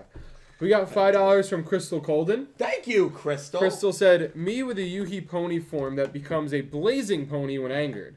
Well, if that happened, I'll predict the future, and I'll change my PFP to it as well. I mean, that sounds pretty sick. Yeah, no, it does sound cool. I mean, it'll be interesting because Yuki doesn't strike me as a guy that's going to have some sort of berserk rage mode. I know that might sound weird because like a Zen mode. He's like depressed and angry, but I feel like a lot of his frustration and being down on life is more, it feels more depression vibes than anger vibes. I agree. Like, and there's two, it's like an I'm not good enough kind of thing. I'm not good enough, so I'm going to be cold to the people around me, versus I'm not good enough, so I'm going to start being like a dick and like enraged at the people around me. You know what I mean? It's instead of trying to better himself, he's saying he's not good enough, so why should he? Yeah. I'm trying to explain it. Well, I don't know if I'm doing a good job explaining it. You're doing a great job. But You did all right. you don't think I did a good job? No, I think you did. It wasn't we got a bad job. Thank you, Crystal. We got $5 from Ice Aiden. Ice. Thank you. Wow. And Ice Aiden said, "Hello, Yugi Bros." So I guess ballsy. Goha Yuna. Can't forget those either. Sorry, blame the guy. I know. Can you stop interrupting? You guys are just talking right over me, man. Like literally right in front of my face. I just see the words flying. You gotta stop interrupting. Like a cartoon. Yes. Ice Aiden said, "Hello, Yugi Bros." So I guess Goha Yuna has the hots for that guy. Oh, yeah. Also, I like her inner thoughts. They remind me of the Goha siblings. Yeah, I think that was definitely an homage to the siblings. Tuna thing confirmed it for sure. Yeah, as soon as I rewinded it and I'm like, there's no way that just said tuna. Yeah, no, it was definitely a Goha siblings thing. It's also the same episode number of Sevens that the Goha siblings debuted, which is 54. I didn't know that. That's a big connection. Yeah. I didn't know that either. Yeah. Oh, wow. Yeah. Well, he said it in his opening monologue. Yeah, so 54 was the episode that they debuted in. So, like, it's definitely a reference to them directly. And obviously, she's the only, Goha sibling in this world. She's the progenitor. It makes sense that she's got these 5 split personalities, I guess you can call them, which is really cool. It was a super cool reference to Seven. It's one of those things, and Go Rush has done it really well, where if you don't watch Sevens first, it doesn't really mean anything to you. It still could make sense. Like, it doesn't not it's still make an inner sense. monologue. Yeah, I mean, because it's the an inner tuna thing monologue. wouldn't make sense. The rest of it could still make sense. But if you did watch Sevens beforehand, you get like an added like, oh, this is cool. With the bonus. colors and everything. It would be which is awesome. funny though, like watching it not having watched Sevens, and they'd be like, why did they say tuna? Yeah. No, it would be. Granted, when well, I guess because he was fish associated, so I guess it made more sense. Yeah, exactly. Mm-hmm. That's funny. I'll do 2 more and then we'll Yeah, jump that's in. perfect. And then we'll do All right, so I'll start with HJ FaZe has joined as a member at Raw Yellow. Thank you, HJ. Appreciate it. Thank you, HJ FaZe. FaZe is not how you say that name, by the way. It's not FaZe? Nope. No. What is it? It is. I don't remember either. They corrected us. Though. Yeah. Correct Fives, me. Right? I I just call him HJ. Yeah, Okay. it's a Sentai thing. Yeah. Super Sentai. Okay. Yeah. Well, my apologies on the It's mispronunciation. honestly, I'm not gonna stand for it. I'm kidding. Nope. I'm kidding. HJ, thank you so much for becoming a channel member, my friend. I appreciate it. And Thank then you. we got $5 donation from Goosey Q. Goose! In spirit, I'm with you, Goose. Thank you. I'm glad you didn't do it. Yeah, I'm actually I very was happy close. you I didn't do was- that. Yeah, whatever. You did it anyway. It's Goose. Size. By the way, is Goose coming to Jump Festa? I hope. I don't think I've gotten an RSVP in Goose, the mail. we need your RSVP for Jump Festa by April 23rd. What? All right, I think that's a little... It's the same for You JC. were about to say April 9th. Like, it didn't pass. It's a little presumptuous, but... I love Goose. Goose, thank you, my man. Sending positive vibes and kindness to everyone and keep things PG positively, Goose. Nice. Thank you, Goose. You got it. I was going to say it, but then you just... Nice. He nailed it, though. He just went and stole my job, and he did a good He damn job He at actually it. did it. Yeah. Goose is fantastic. You don't need me anymore. Spoilers are here. Spoiler alert. Nick T, would you like to read episode 55? Spoiler? I would be so happy to, yes. Do it. Episode 55, Alien School 8. It's a usual morning for Yuna. She does her work at UTS and then rushes to school. Her school is currently holding a student... Can you not move it while I'm reading? Holding a student council election. Through an unexpected turn of events, Yumu and Asaka will now have a duel to decide which one of them will be student council president. Can't even speak. Yeah. Judge, do you want to read? I'm kidding, Judge. Cal, would you like to read 56? Episode 56, Yuhi's Road. All right, you just took it off the screen. I'm just going to pause the stream here. No, you're fine. Yumu and her friends have formed a resistance movement against MIK. Meanwhile, Yuhi is still feeling conflicted about rush duels. Through pure coincidence, he encounters Ron, who is on the run from MIK. He then has a confrontation with Tremolo, the one who is going after Ron. What will Yuhi's decision be? That is going to be a fascinating Yuhi episode. But obviously, let's just kind of... And then 57 sounds like they're going to make their move. Let's focus in on 55 here. Dredge, I mean, what are your thoughts here? Yumu, Asuka coming in. Do you think that Asaka is going to get the better of Yumu? Or do you think Yumu will become the second most winningest girl character in all of Yu-Gi-Oh? Second most winningest girl character in all of Yu-Gi-Oh. Oh, you were supposed to say I'll send it in a text. We're not making our picks yet. We're just talking. Well, my pick's going to be the opposite, so there you go. You got you there. It's true. Now I don't know what he's picking anymore. He's really not as smart as I thought he was. So I'm looking forward to it. Again, I think it's still going to promote the paw in some way, but just we've been on a heater, so if this is a little bit of a cooler, I think I'm okay with it. You know, it wouldn't be the most shocking thing here. But no, it's going to be interesting to see the dynamic because both are really kind of leaders. I think Yumu is probably a little bit more better fit, but I guess we'll see. Yeah, very well said. So, thoughts on the episode? This episode, 70% thought it was great. 22% thought it was good, so it does not beat our poll record of 96% good and great. That is our poll record. So this is 92%, 4% decent, and 3 people did think it was a poor episode, which is quite I'm not surprising. going to lie to you. If you thought that was poor, please go watch something else. And I mean in the politest way possible. Yeah, That's aggressive. No, it's the truth, because, like, here's the thing.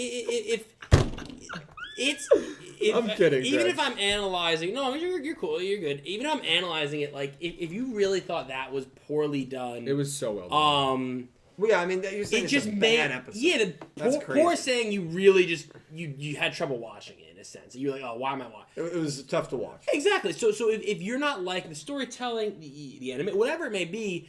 Maybe this just isn't what you want to watch. Maybe it's something else. And I'm not saying it to be mean. It's just the truth. Because we don't want to be in here thinking this isn't a good show. Like you don't like it. If you don't like it, you have every right to your opinion. I've always you have said every that. right to that I've opinion. always felt that way. And if you don't, that's cool. But for 3 people to say it was poor, that's seems like a little high. Even though, and then 4 said it was bad, right? 4 said it was okay. Okay, so so the okay is fine because maybe it just didn't hit for you. That's fair. But like, if you really didn't like it, if you thought it was a bad episode, I'm trying to really like look at this and say what was bad, what could they like, and it's just, and again, that's my opinion. I thought it was one of the, if not the best. One of the so that's my point. If we're rating our top 5 and people are saying it was bad, it's like.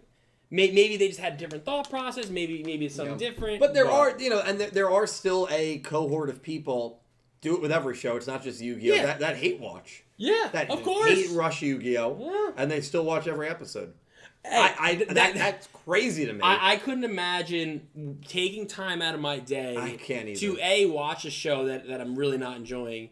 And then to go and talk about like go watch a show that talks about the show that I don't like. That just I don't have that much time. I really don't. A lot of time. I don't got enough time as it is. Yeah. I'm gonna do time. I want to spend time on shows I enjoy. So that would be I guess my reason against. Colin's got it. No, that's fair. That's very fair.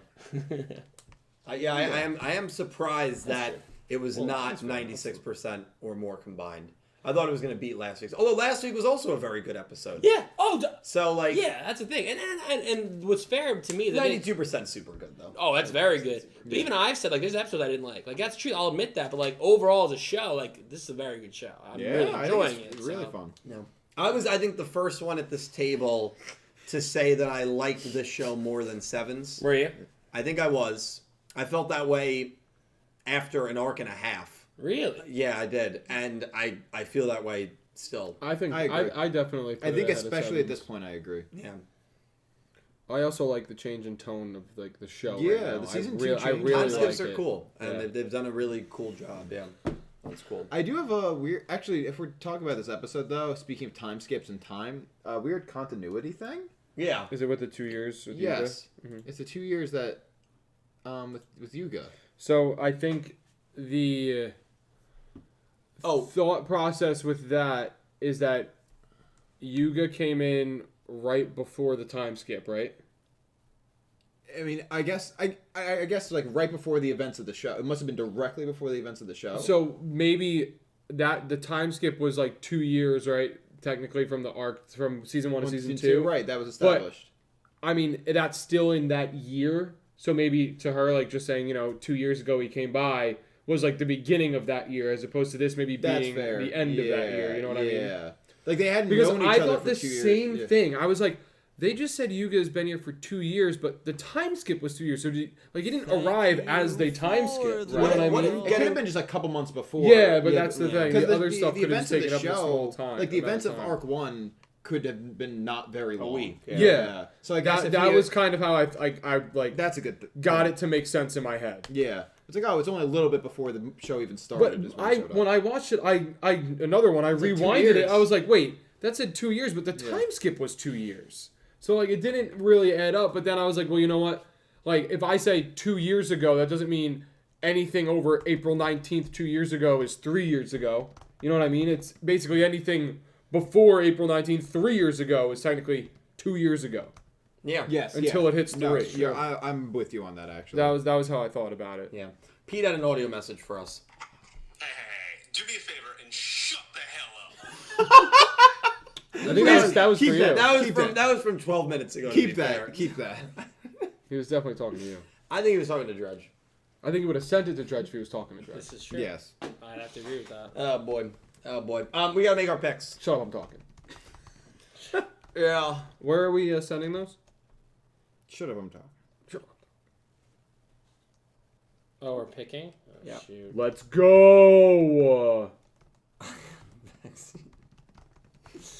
All right, let me know when you have your picks out. Ready? Nope. No, whoa, hold on. Well, I'm ready. What's the duel again? I'm just picking emojis. Yumu Asaka. I'm just gonna say Asak. That's what I gotta remember. Asaka. Asaka. I don't know. All right, ready? Yeah. 3, 2, 1, send. Nice, dude. All right. All right, we all picked the same character to win. Dredge, who did you pick? Picked Asuka. Okay. Asaka. Which Asuka. means which means Yuma's gonna win. Why? I mean, it just makes more sense. This can be Yuma's win before she gets carded. You know, she got to give her something before she gets carded. And this is Asaka. Again, she doesn't need this dueling Yuumu. We really want to justify Yuumu. She's lost, as you said. She's not really beaten anyone of really importance. Asaka would kind of fall into it, kind of important, but again, for the reasoning of the student council president, I think Yumu's a better leader, so I think it just fits really well for her to win this duel. So I'm picking Asaka to purposely pick wrong, even though it doesn't seem working out for me so far, but we'll keep trying. Nick, who are you picking? That's not. I've been getting it right, but not trying to. Which is not good. What's up? Nothing. Tell me later. Yeah, I'll tell you later. Oh God, can't be good. Tell you when you're older. I also picked Yuumu. Okay, why? I mean, I for the same reason that like Dredge had said, and I think it'll probably odds are be the similar reason for all of us that this is a good time for Yuumu to win. She needs like a win to be a little bit more formidable, and I would say Asaka would be a good character to at least establish it because she hasn't had very many big wins, and maybe even this isn't even a big, the stakes are low. It would be her biggest though, and it would be especially a good way to set up for potentially a devastating loss. Mm-hmm. So a nice win here, huge loss later. Yeah. Caliber, who are you picking? I'm picking Yuumu, and I think that, as we kind of talked about earlier, this is her arc win, and then I think she ends up getting carded later. Okay. So, to me, it just... Yeah, he agrees with me. And it makes sense, too, because this isn't an all-or-nothing type of situation. They're going for the student council president, so it's a for-fun duel, I think, either way. And I think, like, at the end of the day, it's not like they're not going to like each other. They're going to be friends. It's all going to be good either way. Yeah. Whoever becomes the leader, so. Exactly. Yuhi beat Asaka already. I think Yuumu will beat her as well. Yuumu has had, this is probably my favorite Yuumu fun fact. Since beating Sky Fisher, which I think was episode 19, she's had one win. So That's one against Yugioh, which is a big win. I mean, she beat the franchise, but She beat the franchise. she beat the John Cena of Go Rush. But I don't, unless I'm misremembering, I'm not counting the one against Yuhi. I think she's going to get a win here. I still think she has a chance to catch Roman's record of the most wins of a girl character. She definitely was on that pace early on. She's kind of fallen off of it because of what's kind of gone on with her recently. But I think she gets the win here. Pete also picked Yuumu. I feel pretty good about it. But you never know. I mean, there's been a lot of really unpredictable shots. And I don't know if Asaka has won a duel yet. She beat Ron in that remote duel. No, didn't Ron win the remote duel? Were we all wrong on that one too? Now I don't remember. I'm pretty confident Ron wins. Ron wins. Earth tomorrow. Everyone's mad about it. No, that was against the Yugioh guy. I don't think Ron would have won twice, so it might have been. Actually, I don't remember who won that duel. I think it was Asaka. Was it? Yeah, I'm gonna guess that. Yeah. So that's her only win. Asaka won, yeah. Okay. Oh, thank goodness. We still have one more person to pick the duel as well. Oh yeah, the coin. All right, we're doing the coin. The coin. Call it. Cal, you should really try to land on its The side. coin of destiny. The coin's undefeated. No, did the coin pick? The coin picked with us. It did pick with us Yes, last it week? did. It did pick with us Yes, last time. it lost. I thought it was against. No, it picked with us. So, heads, Yugimoto will be Yuumu. The Yu-Gi-Oh! Word, logo, symbol. Tails. Asaka. Nice. There you go. Nick T, you have to be my witness. With me as your witness. Tails. Asaka. The coin is against us. I don't feel good now about my pick. Yeah, the No, coin you- really does it. Make sure you Wait, write down the coin's coin pick. picked Asaka? Yeah. Can I do? Yeah, I thought Can I change my answer? No, you No, can't. I'm just I heard that too. Though. Also, Let's see. Elaine, thank you so much for the 100 bits over on Twitch. Elaine calculated who won between us in season 1. who got the most duels. Oh, yeah? correct. Almost was correct. Yeah.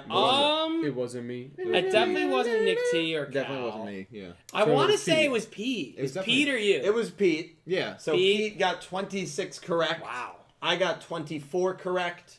Cal and Oh, Nick wow. T I was last. That's right. We were tied with 22. Let's and Jojo go, got 21. dude. Nice. But season 1 was definitely when you started doing your switcheroo.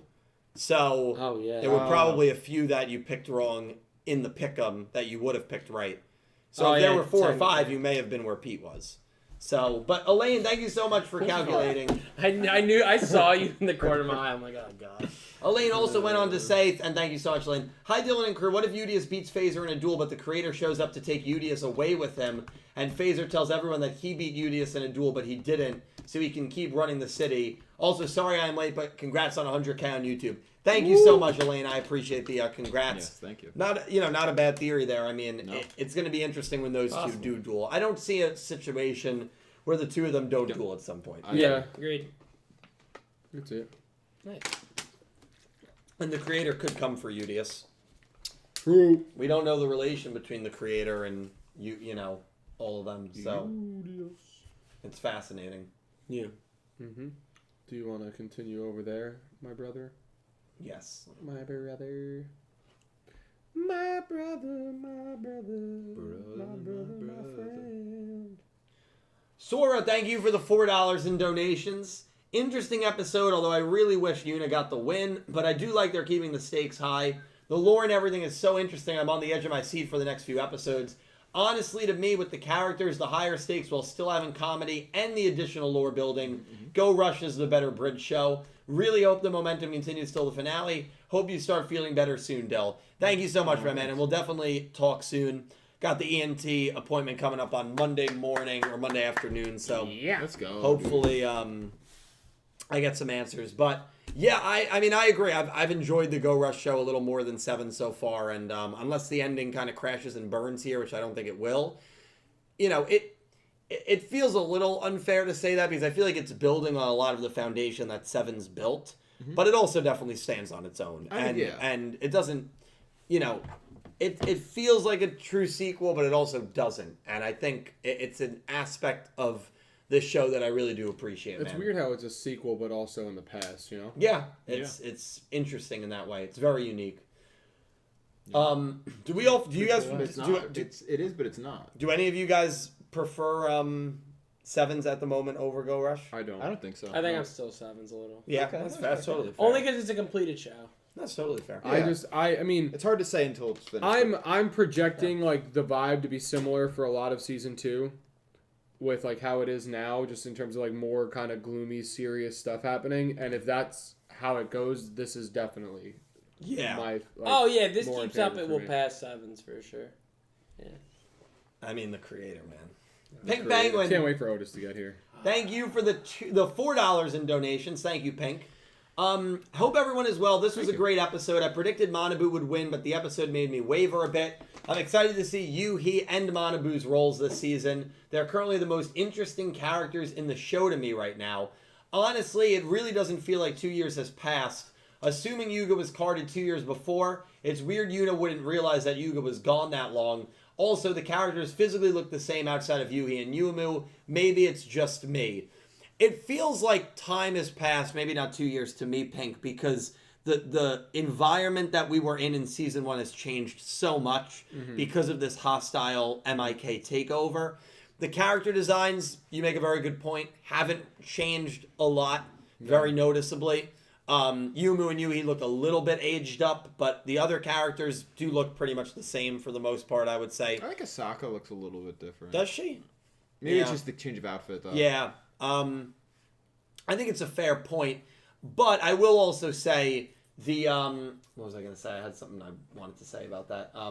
Yuna not realizing Yuga would be gone for that long, that actually does make sense to me at least, because Yuga would just go off on these adventures and think about when Yuga showed up at 49 or 50 to duel Damamu, how happy Goa Yuna was that he showed up and that she saw him again. He just comes and goes on a whim. And so, from Goa Yuna's perspective, him leaving for a year or two, like Wouldn't be out of he could have been character. with the Lug. Yeah. You know, like I don't think it would be that out of character. I agree. I think it's more her seeing what actually happened to him, and that's what set her off. Like, oh, he's not safe. He hasn't been out and about for these 2 years with the Lug, like he was, you know, when we were going to fight Yugioh. He's been dead, Right? And that I think that makes sense, but definitely fair points. I mean, do you guys have any thoughts on that? I Not feeling want 2 years. I want to jump a little bit into it, but just back to what Nick T was saying about like the continuation question, only because this is actually what was making me question the timing, because like you said, we thought there was a 2-year skip, right? That's what we were told, in terms right? of like when they leave and when Yugioh comes back. Yeah. But if Yuga's been gone for a year, but came 2 years ago, I don't know. It doesn't. To me, the timing doesn't add up. Yeah. You know what I mean?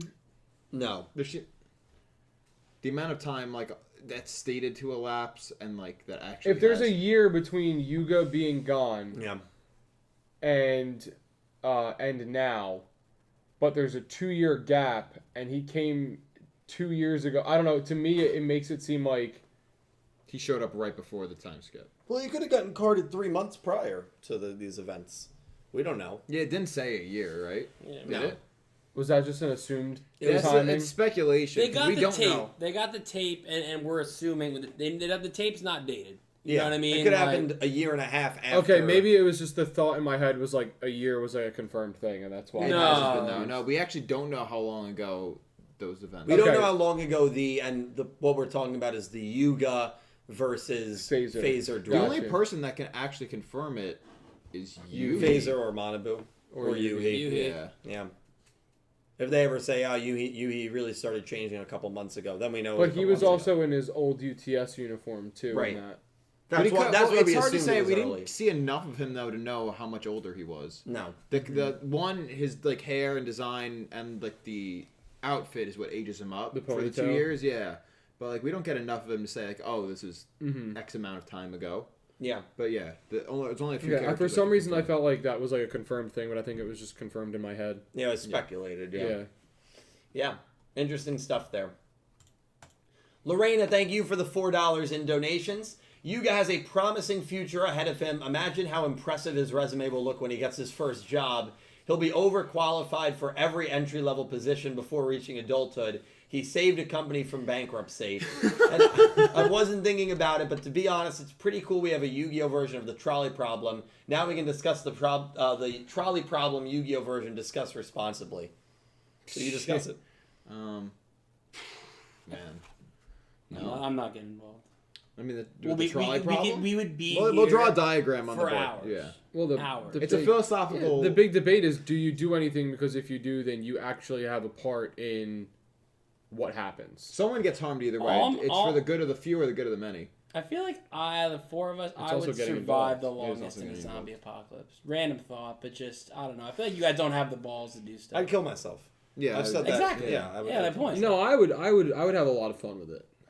Have fun. That just sounds okay. That's dead. not. You're definitely dead. Now you're Also, really not dead. only that Oh, alone, what fun. I don't. What's the implication of that? I don't. I would just. Even Cal's not sure. He's I like, wait a minute. think the way I meant it, and it just came out. Yep, here we go. Now, You're at not least you No, understand your The backtrack. way I meant it is like I'm gonna go out fighting, so I'm like I'm gonna have fun with it. Like I'm gonna go at You're it gonna as hard have as fun. I I have can. a feeling that's what I thought you were gonna say, but just the way Yeah, you worded it, yeah, I'm like, yeah, that's not. yeah. Yeah, you're gonna be a raider. You know what like, you know what I meant. Like I I'm don't gonna know go if I down do. fighting. Like I'm not gonna sit around and Like, wait. okay. I'm gonna go in there and I'm gonna do as much as I can to survive. To jump on the trial problem, the reason I said that is like if you have to card someone for the greater good, you have to card someone. I agree. It's that Yeah. simple. I don't know why. Isn't that Zuijo's idealism though? See, the problem with Zuijo's idealism is he's not willing. Like he's For the greater good of He's the almost- Bulgarians.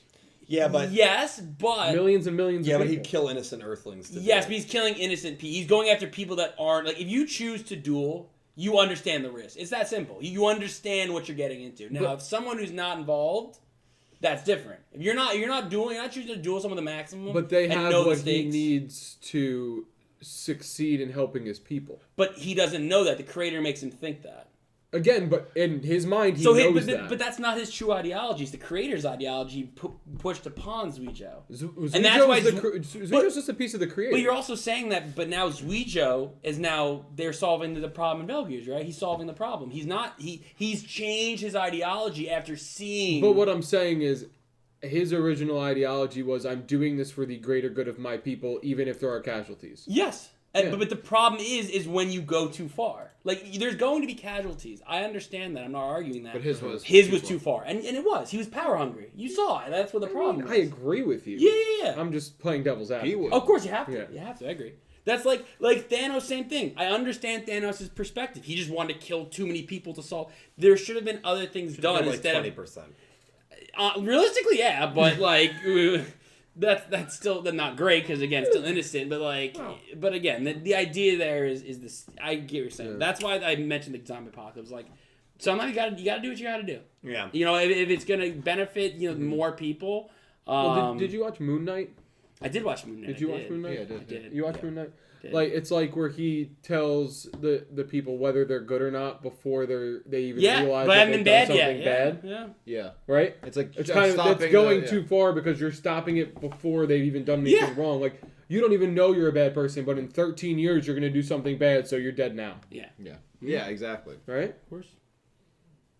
That's going too far. That would be going too far. I think we've kind of come off base from the actual trolley problem. That's but, fine. It's okay. I respect we got the right idea. The main thing about the trolley problem is you do what's best for the best amount of people if it's the right. That's all. There's no right answer. There is no right answer. That's the point. That's the whole point of the philosophical debate is like when there's specifics to it. In this case, say we have a rematch with Manabu. It's like it's either card our friend or don't or more people get hurt. Is Manabu standing in your way or is he being? Yes, but like that's where it's like from an individual perspective. Yes, you can. That doesn't mean it's again. I'm not saying it should be an easy decision, but it's the decision you need to move forward. Yeah, exactly. Yeah, I agree. Exactly. Yeah.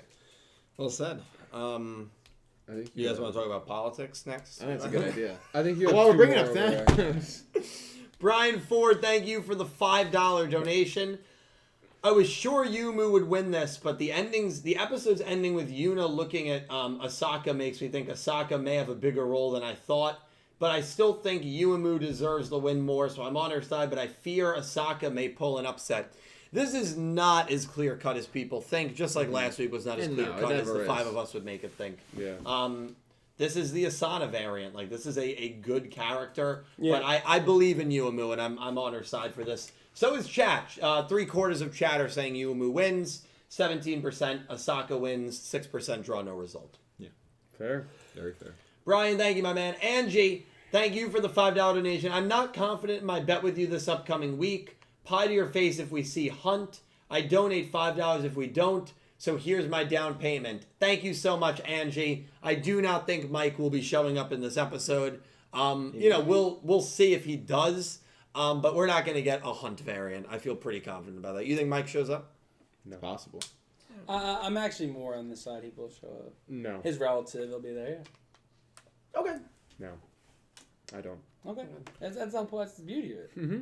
No way he shows up. We got $5 from Crystal. I don't know what that was. I'm just saying, no way. You almost hit me in the face. I wouldn't have. You would have. We got $5 from Crystal Colden. Thank you, Crystal. Crystal said, I am here to report Tyler the Great Warrior has reached $80,000 within 15 minutes. That's right, the eBay listing. So, in the 2000s, it's a car that went to someone with a Make-A-Wish, and that's right, it got listed tonight. I've not checked it. And it's currently $100,000. Still 9 days to go. No one's going to buy that. No, that's the bid. It's a bid. It's a bid of $100,000. I know, but I'm saying I don't think it's going to... I don't think... Who has the funds to buy $100,000? A lot of people. I still believe Logan Paul is going to end up buying it. He's into Pokemon cards. He's into high value. I think he's going to be the one. I think a celebrity will buy it. Yeah. This is really a one of one. It actually just went up to $100,100. So it's over right now. It's sitting. And I remember when I made my short on it, and I said this card I think will easily reach 6 figures. There were a few people who commented on that short, and they were like, "There's no way the card's selling for 6 figures." Reach 6 figures in literally an hour and a half. Live on stream, respond to their comments. I'm not gonna do that. Yeah, show your desktop, go to those comments. Yeah, and be like, actually. There's a good chance this is going to go for $500,000. Actually. Yeah. Jesus. It's probably going to go for $1 million. He wants to use the money, you know, when it was made, it obviously meant a lot. It still means a lot to him, obviously. There's a whole video on Simo, who's a big YouTuber's channel. But he wants to use the money to, like, start a business and kind of move on. Because the kid ended up being okay. He ended up beating it, that's which amazing. is fantastic. So He's the one selling it? he's selling it, yeah. It was for him, right? It's for him. But yeah, I wasn't sure if it ended up in someone else's hands. No. That's incredible. Yeah. Yeah, it's really a fascinating story. It really is. Highly recommend you look up the interview with Simo on his channel. Got it graded. Doesn't even matter what the grade is, though. It's a 1 of 1. Yeah. It doesn't. It could be a 4. Yeah. It could be have a rip in it. It's still worth. It's 1 of 1. It's 1 of 1. People have money. Dill, believe. you won't put in a bid for 100 that went and $1. You're right. I won't. You won't even risk it? Even though it's 9 days, so it'll obviously get. No, I'm not going to risk it because if I win, no, yeah. You're not going to win. If you win, you're the scumbag. Dylan, there's no a charity card. So there's no way you win. I can't. So they just went from you could have done it. Let me put in 150 to drive up the price. Exactly. Okay, and see that's scary. And then you win. I wouldn't do that. Oh, actually, I can't. I don't have that. I don't have that. Bro, money. 100. Can you get sued for that? Yeah. I don't think you get sued, but your eBay account could definitely get shut down.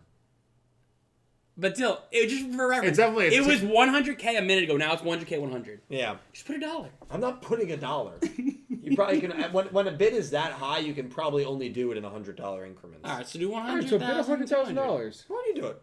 I don't have the money. There you go. And yes, if anyone does it to you, come on. I think you're selling yourself short, though. Oh boy, fun right. times. We Thank you for the update. We got $5 Australian from Electric Kevin. Thank you, Kevin. Kevin said, who are your top 5 favorite Go Rush characters? Mine are Yuhi, Udius, Yuumu, Manabu, and Rovian in that order. Good question. I don't know. Let me. I don't even know, dude.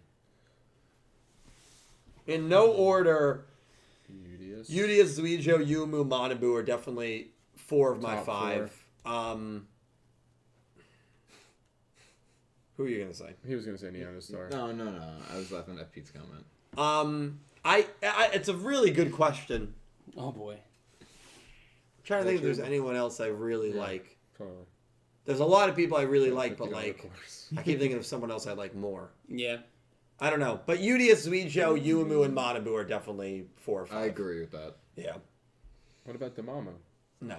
Sky Fisher? No. Fisher Sky. No. His name is Mokedo Mbembe is awesome, but I can't put him in top 5. Mbembe. Get it, Mbembe. I can't Not put him even in top Jersey 5. Devil? George Jersey? I mean, George I do love Jersey's George. up George there. Jersey's in the honorary mention spot. Yeah. Like, no matter who's ahead of him, he's the honorary mention. Exactly. He's the guy I mentioned between 1 and 2. Yeah. Yeah.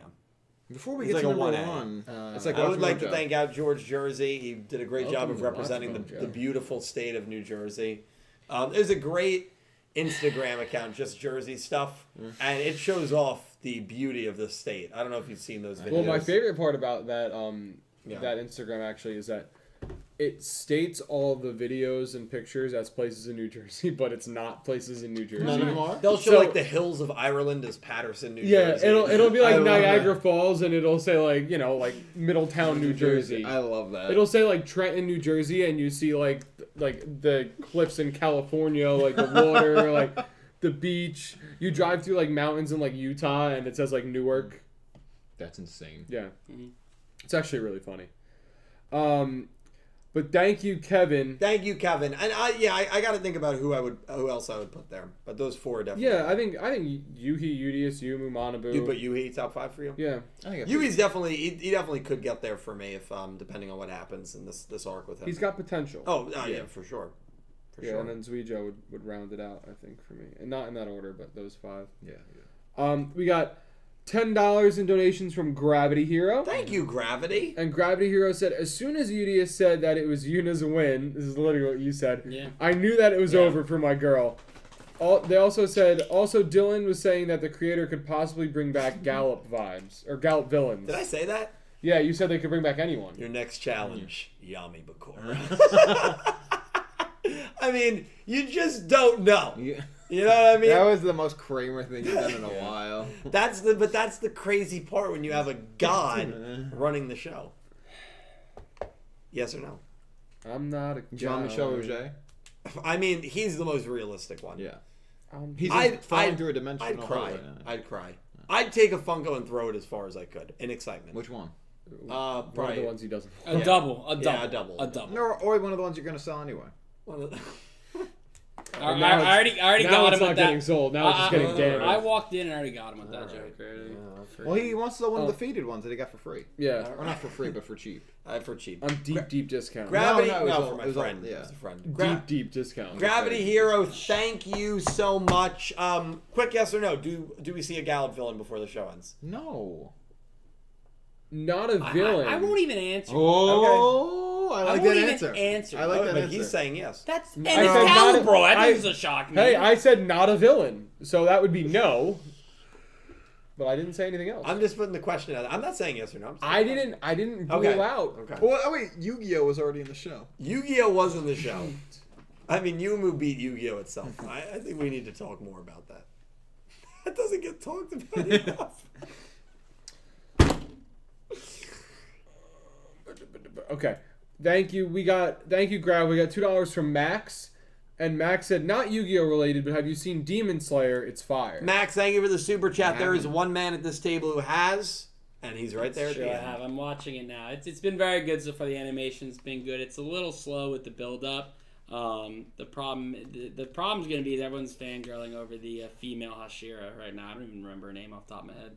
I liked meeting the male Hashira that we're gonna see this arc, this season, I guess, or arc, I guess. Last episode, he's very cold, which I liked, but it was it's gonna be interesting. We're gonna have some good stuff going on in Demon Slayer is a good show to get into. It's not too far along either, so. Yeah. Great awesome animation, stuff. that show, though. Good visuals. New emotes are coming. Maybe by the time we're live next week with Crazy 8's, we will have them for channel members. 3 new emotes, so that's super exciting. I want to thank all of you guys for being here. You guys are all incredible, and I'm sorry that I've not been able to stream as consistently as I would like. Again, it is going to be a full 30 days with me not streaming on Twitch. I haven't streamed again since March 21st. Pete and Caliber have done a good job with my channel, doing a couple streams here and there. I hope to get back to it soon, but, you know, I got to prioritize my health, and I've been kind of speaking through the pain quite literally for, like, years, like a year and a half now, and I really, it's just not, I'm kind of at my end with it. Gotta stop doing it. Yeah, so I gotta figure out what's going on, and we will. We'll go to the ENT Monday. We'll see what's up. But I want to thank all of you guys for an amazing episode. Dredger, Cal, and Nick T all do some amazing. What's his name? Well, because I went out of order, it threw me off. Dredger, Cal, and Nick T all do some great stuff. And Pete as well. Clueless Gamers YouTube channel. We have it linked down below. I'm gonna let them promo themselves. We're gonna wrap things up here. Thank you all so much. And again, if you joined late, this podcast is available Spotify, Apple Music, wherever you get your podcast from. Cal.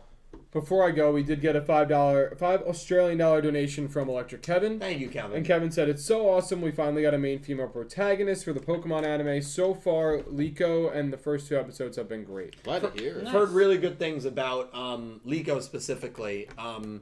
Pete's our Pokemon expert. I usually throw him the Pokemon questions. Sure. Nick T, do you want to kind of give your thoughts? Girl protagonist. Yeah, I'm excited about it. Haven't watched any. Where any can you of watch it? But yeah, where can you watch it would be a good question. I don't know if there's a legal way to watch it. Is it on like Crunchyroll or Funimation? I don't think it is. Is I don't know if legal there's way a to I haven't watch it? seen it on the Sama. It would come up my I suggestion. feel like if for it was sure. on one of those sites, it'd be heavily advertised. Yeah. I think you have to illegally watch it. Go, Kiss. I That's think fine. that's the way. Unless I'm wrong, but right The in the more chat. illegal, the better. But Kevin, I've heard you have really good Yeah, things. go anime. And Pink, thank you for the $2 donation. Does anyone else remember when Yugioh was the main character? All kidding aside, I'm curious about his role this season. Yeah. To be honest, since his main motivation was the war, now the war is over, it'll be interesting for sure. His motivation can very easily switch to taking on the creator. Literally, his god, the person who created him, gave him this false life.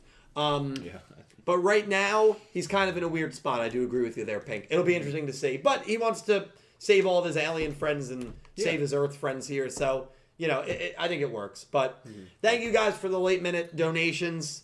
These guys are going to promote themselves. Great people. All right, what's up, guys? I'm Cal. I stream over on Twitch at Cal Breezy. That's CalBreeZzy. I stream a lot of FPS games. I've mainly been playing Valorant a lot lately. I also play some Call of Duty. Please. And then, a bunch of other variety games like Mario Kart or Fall Guys and Minecraft, that kind of stuff.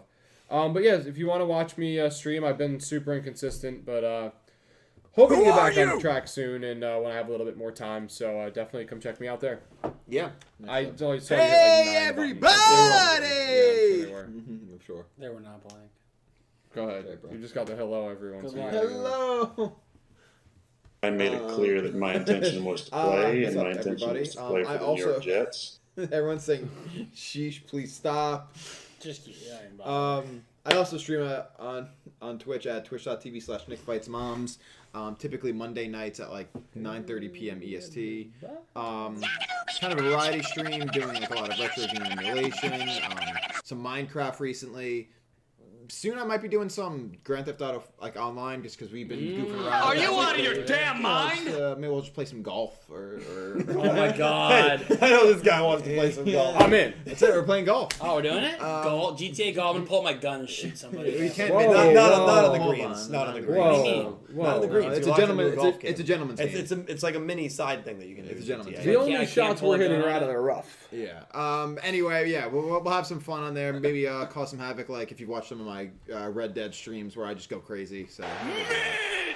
I also stream some music streams on Twitch where I perform from a plethora of covers that I have in my repertoire, as well as my own original music. And if you're into that original music, you can find it on all music streaming platforms, including Spotify, Apple Music, YouTube, wherever you stream your music at Nameling NJ.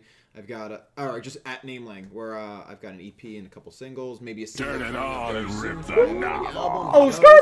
And for any news on that, you can follow me on all social media platforms at Nameling NJ. Awesome. Nice. You guys stream at twitch.tv/Dredgenator. Been on a little hiatus as well, like Cal, inconsistent with the schedule. Trying to, what?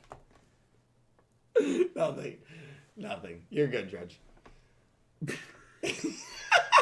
Yeah, that's about it. I'm good. No, keep going. No, it's good. No, I want you to keep going. No, I'm good. No, promote yourself. No, that's all. It's twitch.tv/Dredgenator. Dredge is really good at Nuzlocke, Pokemon Nuzlocke. He kills He it. actually No. gets through them. He doesn't just kill all I his do get Pokemon through like them, but He does do like we 6 do tries, kill a lot yeah. of Pokemon. Yes, That's okay though. You get through it. You know. strategize. You get through it. Something like that. I Acceptable want losses. to thank Dredger, Nick T, and Cal, as always, taking time out You're of their welcome. busy weeks to join me for this production. It would not be a podcast if it was not for them. Shout out to Pete as well. Yes. Hopefully he will be able to join us again next week.